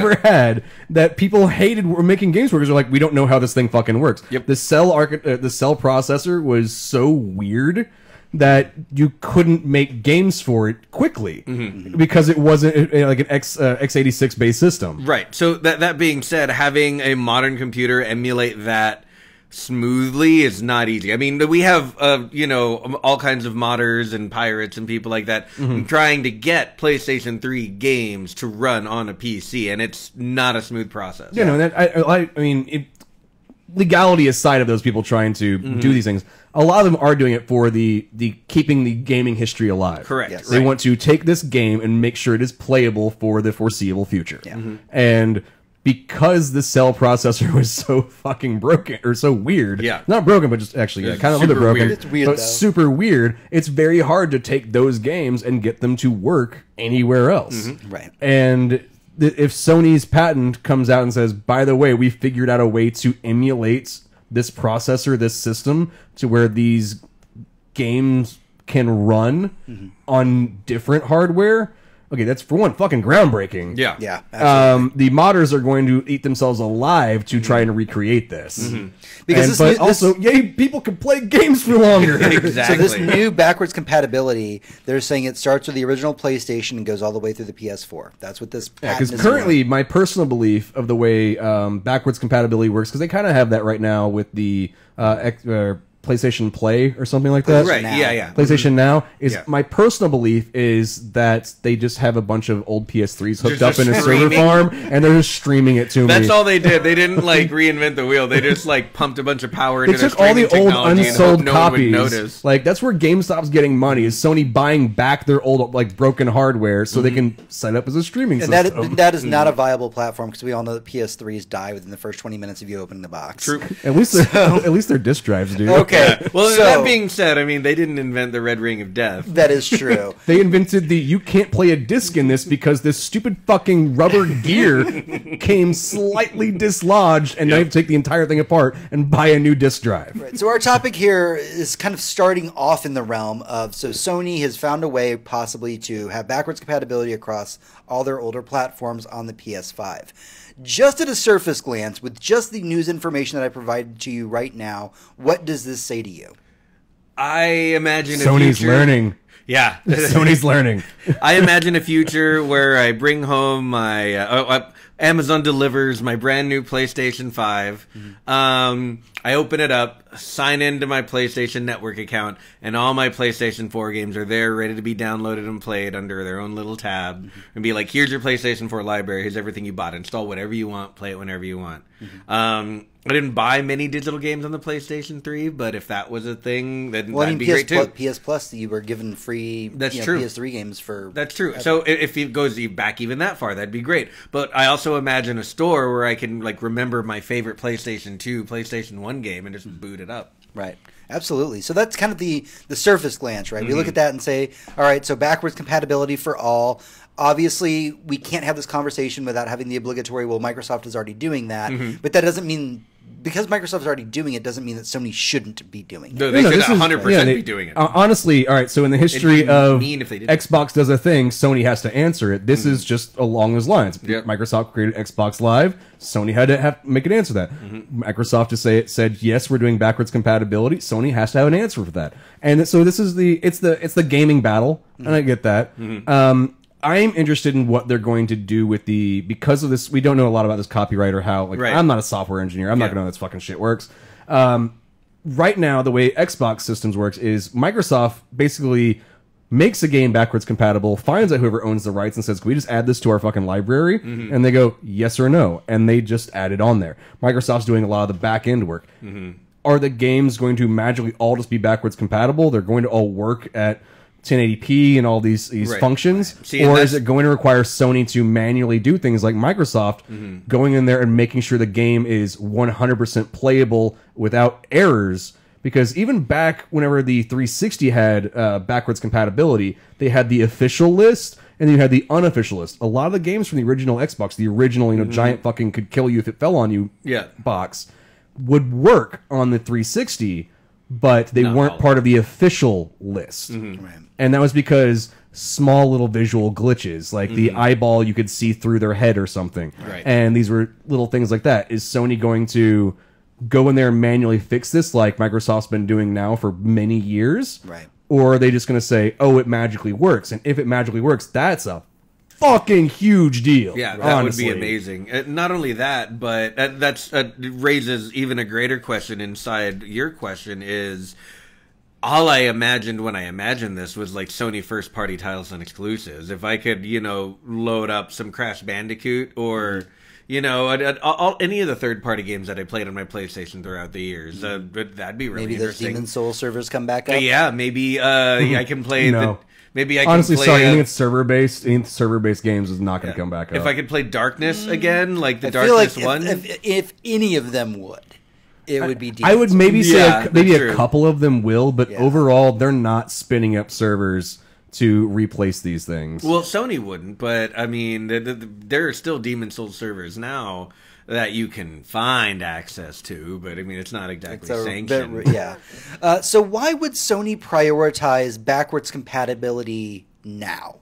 What's the factor that? Well, made this happen? They Microsoft, kinda I have think to. today probably released another 5 backwards compatible games with the Xbox 360's library dwarfing basically everybody else's library. I think they realized something that maybe I would have realized when I, opened up my PlayStation 5 is that I really want to go back and play Infamous sometimes. And I have, God of War, pretty much brand new game. Horizon Zero Dawn, only like 2 years old. I want to play these games again in a couple of years, maybe this year. I want to play them again. And if I have my PlayStation 5 and I can't play these games because I bought them digitally, I mean, that's a giant bummer. Honestly, unless they do an HD version of it, well, I do call it HD, Last of Us 2.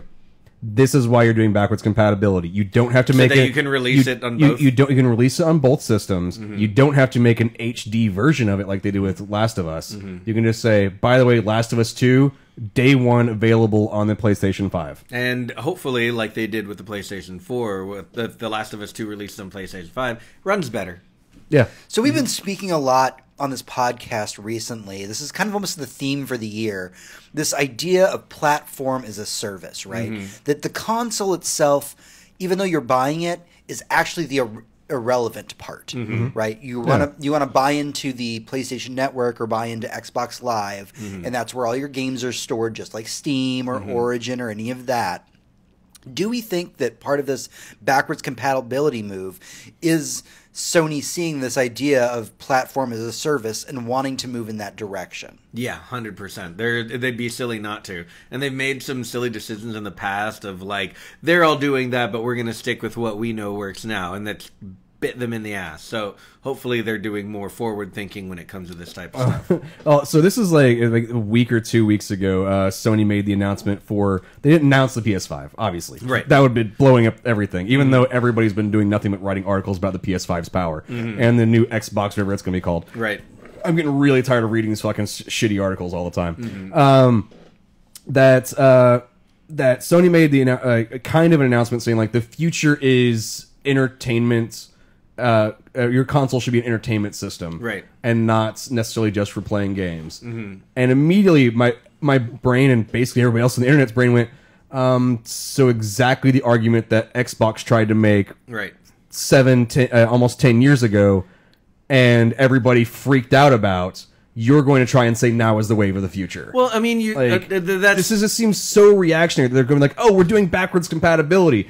But again, they're just doing the copyright thing for their games. Right. And I'm guessing they're going to have to do it as a service, much like Microsoft is, where you have to buy a subscription and you have access to a certain number of games. They're not just going to be like, hey, by the way, every game you can they've play. Got PlayStation now already, they have a marketplace where they can just sell the games that they've converted just right there on the marketplace to download. And I mean, yes, and they've always been in the entertainment space. The PlayStation 1 was my first CD player. The PlayStation 2 was my first DVD player. The PlayStation 3 was my first Blu-ray player. You know that on the PlayStation 1, if you launched the game and started playing it, you could take the disc out, put in an audio disc, and then play that inside of it while you're playing the other game, because when I figured that out, my life changed, and I've ever since then have hated video game music and will only play my own soundtracks. So we do feel like this is definitely going the idea of the platform as a service. I know that years ago there was this term that was being thrown around a lot, this idea of the one console future. I honestly think we're still working towards that. We're still I working feel like towards a true PC gaming future, right, where there is no difference between Sony, Microsoft, or Nintendo. Right. There are software developers like Sega, and you will put your shit on everybody's everything, right? Because we became a one operating system future, right? Not a one console, one operating system that all these things can run on. Yeah, instead of having one console, it's more like by the time we get to this point, consoles won't be a thing anymore. Yeah, but in PC computing won't be a thing anymore because tablets and laptops and all these other things have matured to the point where there is no difference between your tablet, your laptop, or your PC. That all of them are interchangeable because most of that software is going to be running not on your system, but on another system and just being streamed to you. And honestly, this is crazy fucking theory time. Sure, but that's what this conversation is. That's exactly where everything's going. Once you reach the internet speed, being able to access information anywhere at a glance, and on any device, you no longer need the device to be super insanely powerful. Right. You no longer need to have the greatest cell processor or what the fuck ever. You can have a blah processor as long as it can reach the bare minimum of streaming that information to you. And when it comes to that kind of accessibility, I mean, Nintendo's the one leading the charge. Nintendo's the one with a console that you have at your house and literally pick up and take with you and play wherever you go. But there's still reliant on that hardware going with you. Microsoft, as we've seen through their patents and what they've been working on, especially as we were talking about earlier with Xbox Live going with you everywhere, and how they're working with cross-compatibility play between every game, is working on your software goes with you everywhere, no matter what your device is. Right, and it's great that you have a Switch, but also you have an iPad. Great, that works too. We don't care. It doesn't though, and that's why I mentioned the Switch and not something like an iPad or an iOS. Because I said earlier in the podcast that I don't want to play a fucking Xbox game on my phone. I really don't want to play any games on my phone, if I'm being honest. I've never been a phone gamer. Certain games that are designed for phones, yes, it's a big enough screen, and it has they thought of everything when it came to playing a game on the go. I might hate the Joy-Cons, but they do work for being on the side of something that is an iPad Mini. Yeah, exactly. So, and if I had iPad Mini controllers that locked on the side like that, my iPad Mini would be the exact same as a Switch. Exactly. So that's what we need. That's where hardware is going. It's going towards that kind of ease of use and ease of access. And if I had this machine that I could play a game on with, any kind of reasonable screen size and controls, and then come home, plug it into a dock in front of my giant TV projector, Magic Fairy, whatever future TV thing we have, and suddenly it's a bigger screen and it's a little more powerful. That's great. I'm going to change it up for a little bit. So let's say that you do have an iWiimote, or whatever the fuck we want to call it, where it does have your controllers and the screen's big enough you can carry it with you. But there is no docking it.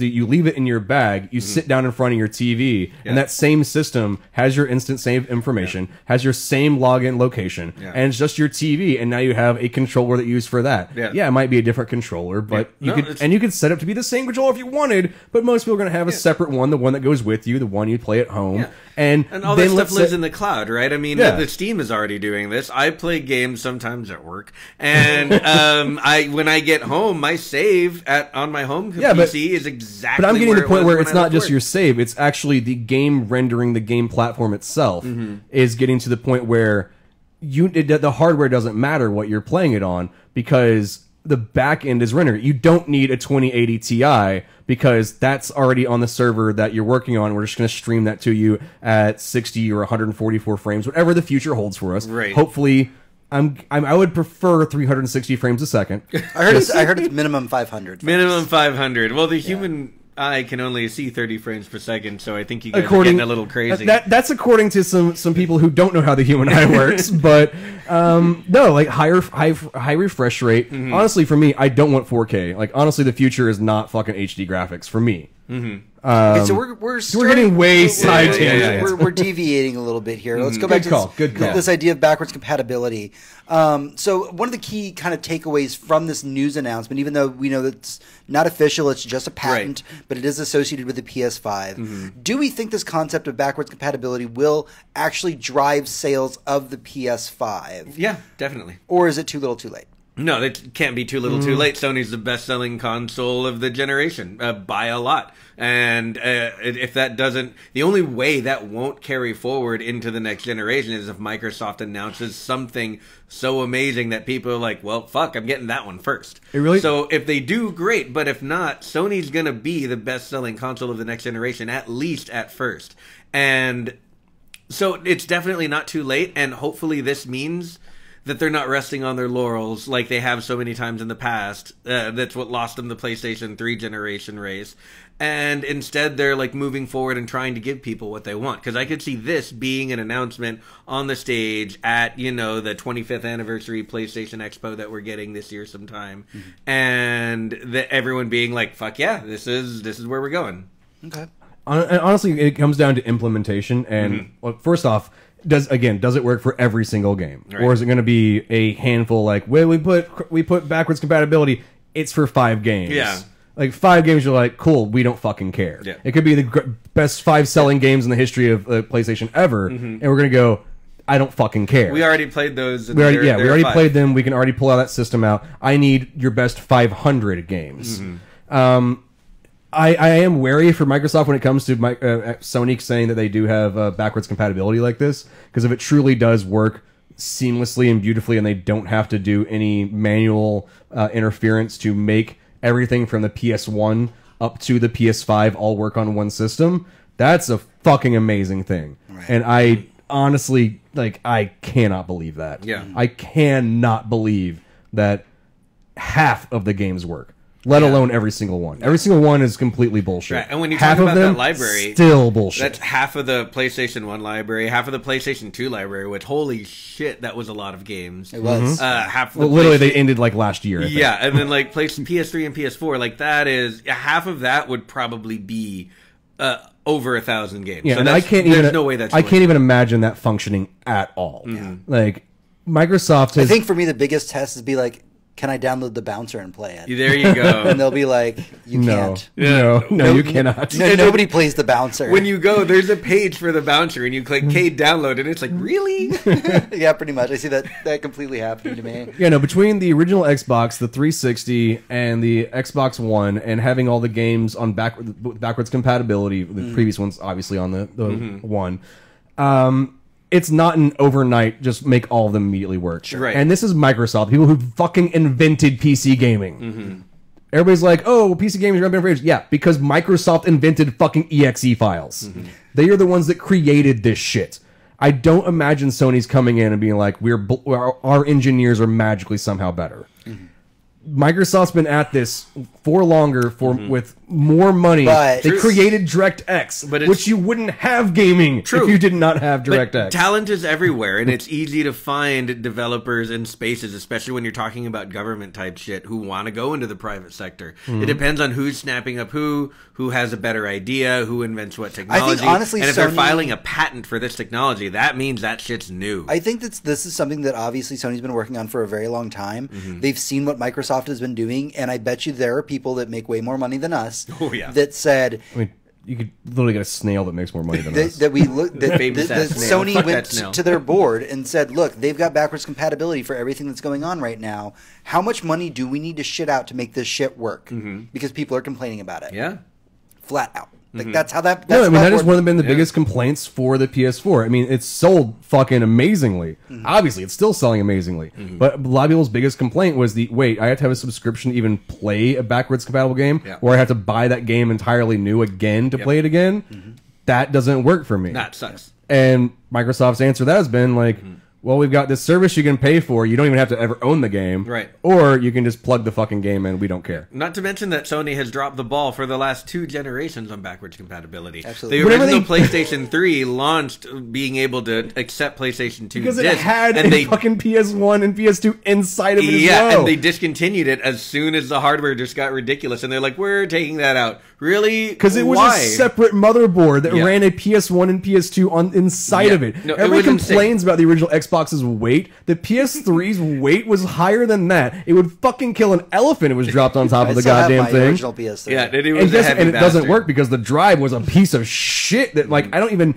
think it was manufactured. I think they dreamed up a drive and just hoped that it worked. Yeah, let's not They forget put how an hard. imaginary drive in there. Let's not forget how hard it was to get a PlayStation 3 at launch too. It was like 3 old men working in a basement by candlelight cranking those things out. Yeah, no, it was a failure because of the system itself was so different, and because it had 2 different systems inside of it. Yeah. The technology behind the cell chip was so complicated to produce chips that worked that they couldn't do it at scale to where they could. Does it scale? That's the first question. scales. Does it scale? scale. Guess what? It didn't fucking scale, and Microsoft was able to release an AMD chip like off the shelf and be like, "Here you fucking go."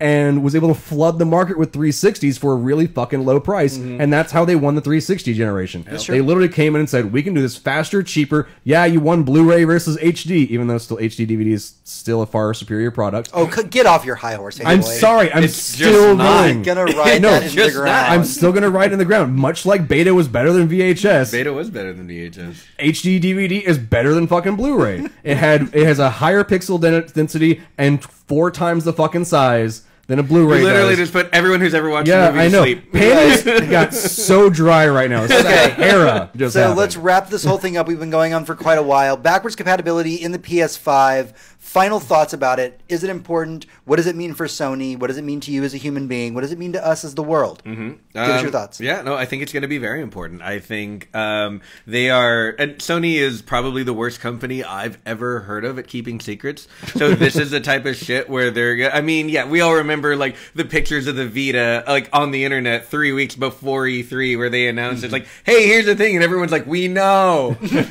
So this is the type of thing that Sony does where it's like, dude, this shit just leaks out, and they wanted probably this to be a big announcement, and now it really kind of doesn't get to be one, but people will be happy to see it. Yeah. But going into the next generation, I feel like this is them stepping up to the plate, and I hope that's what it is. Okay, Tony, what about you? All right, as the in-house Microsoft fanboy, makes me a little bit wary. Yeah. Because Microsoft's been doing this and doing it very well. Literally every week is an announcement of like 5 more games that are added to backwards compatibility. Yeah.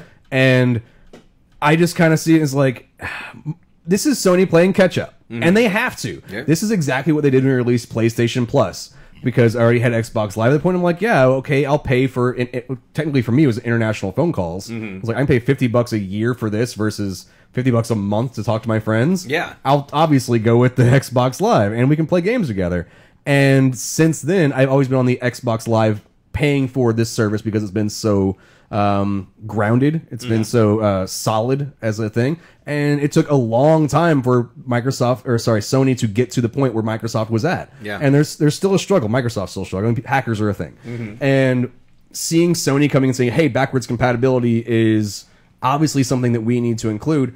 For me, I'm wary of how they're going to implement this. Right. Because this is Sony. They're either going to do it amazingly, which is going to be the rare occasion. Yeah, when it comes to hardware shit or software shit, not game stuff, yeah.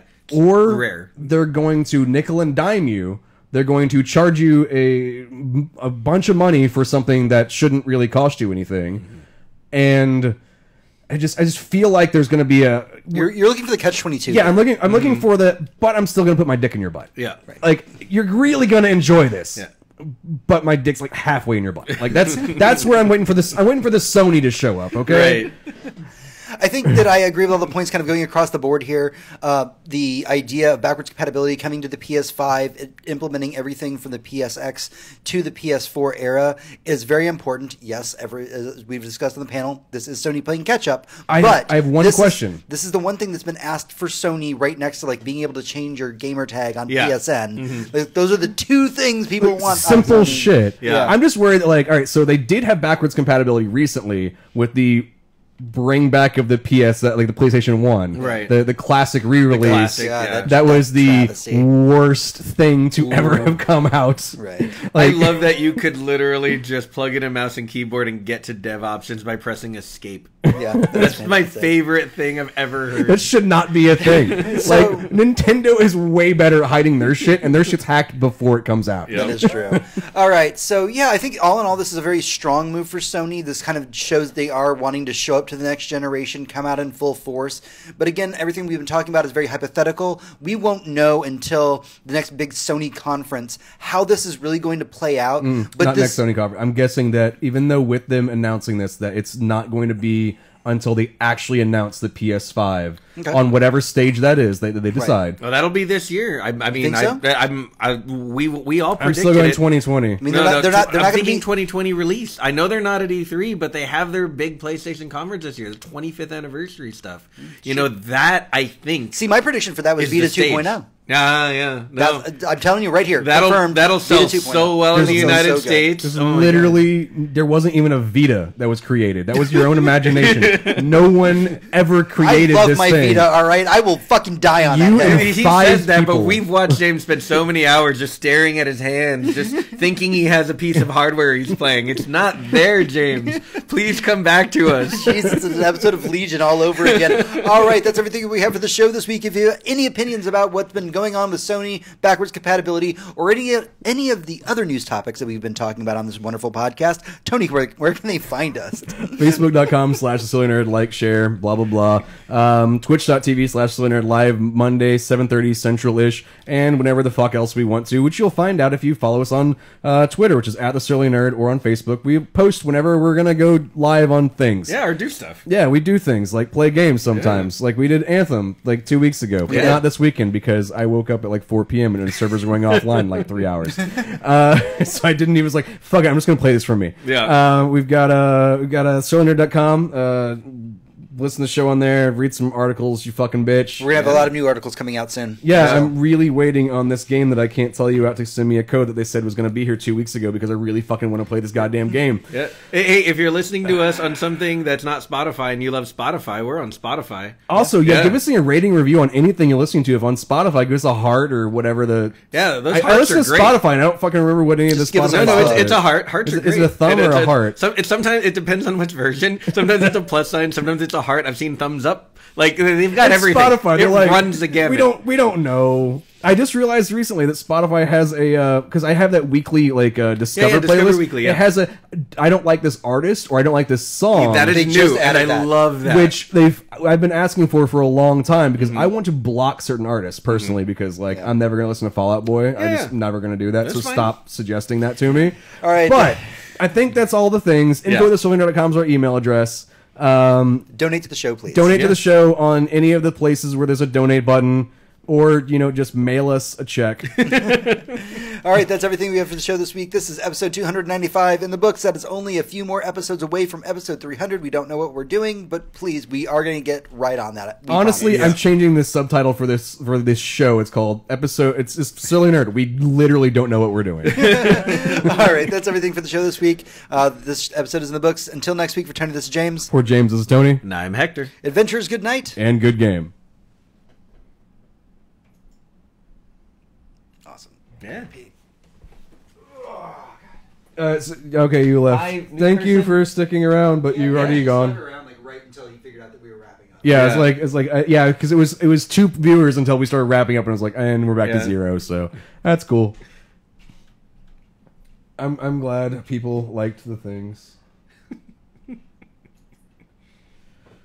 Yeah, no, dude, I've been in pain for like the past like couple of days. What do you got? Do you got like joints or something? I saw So- Epsom salts in your bathroom. Oh, dude, like my hip burns all the time because my leg discrepancy is kicking in really bad. Uh-huh.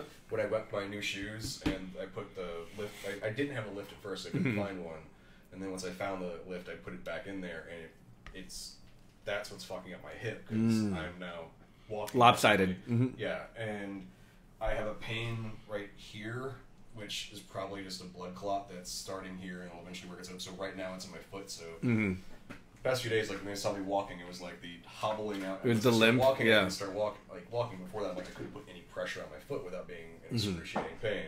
And then today I got like a sty or some shit that came in last night. My eyes all, this one eye's puffy. Oh yeah. Yeah, it's painkillers still working. Yeah, no, my boss got those a lot when I worked at Whole Foods. It's just oil buildup. Yeah. I guess like underneath my eyelid or whatever, and it started hurting yesterday. And today I bought, like when I came home, I got like a compress and fucking drops to put into it, so it's being a little bit better. Yeah. But between my ankle, or not my ankle, but like I guess it's my ankle, whatever the fuck this part is, your foot. You like the it's like this, the outside of whatever your this part arch. is, Yeah. Whatever this part is there, plus now my hip is like on fire like it is every day. You wanna And end my the- eye. Do you want to end the stream or keep talking? I mean, Oh, is the stream still going? Yeah, Yeah. the stream's still going.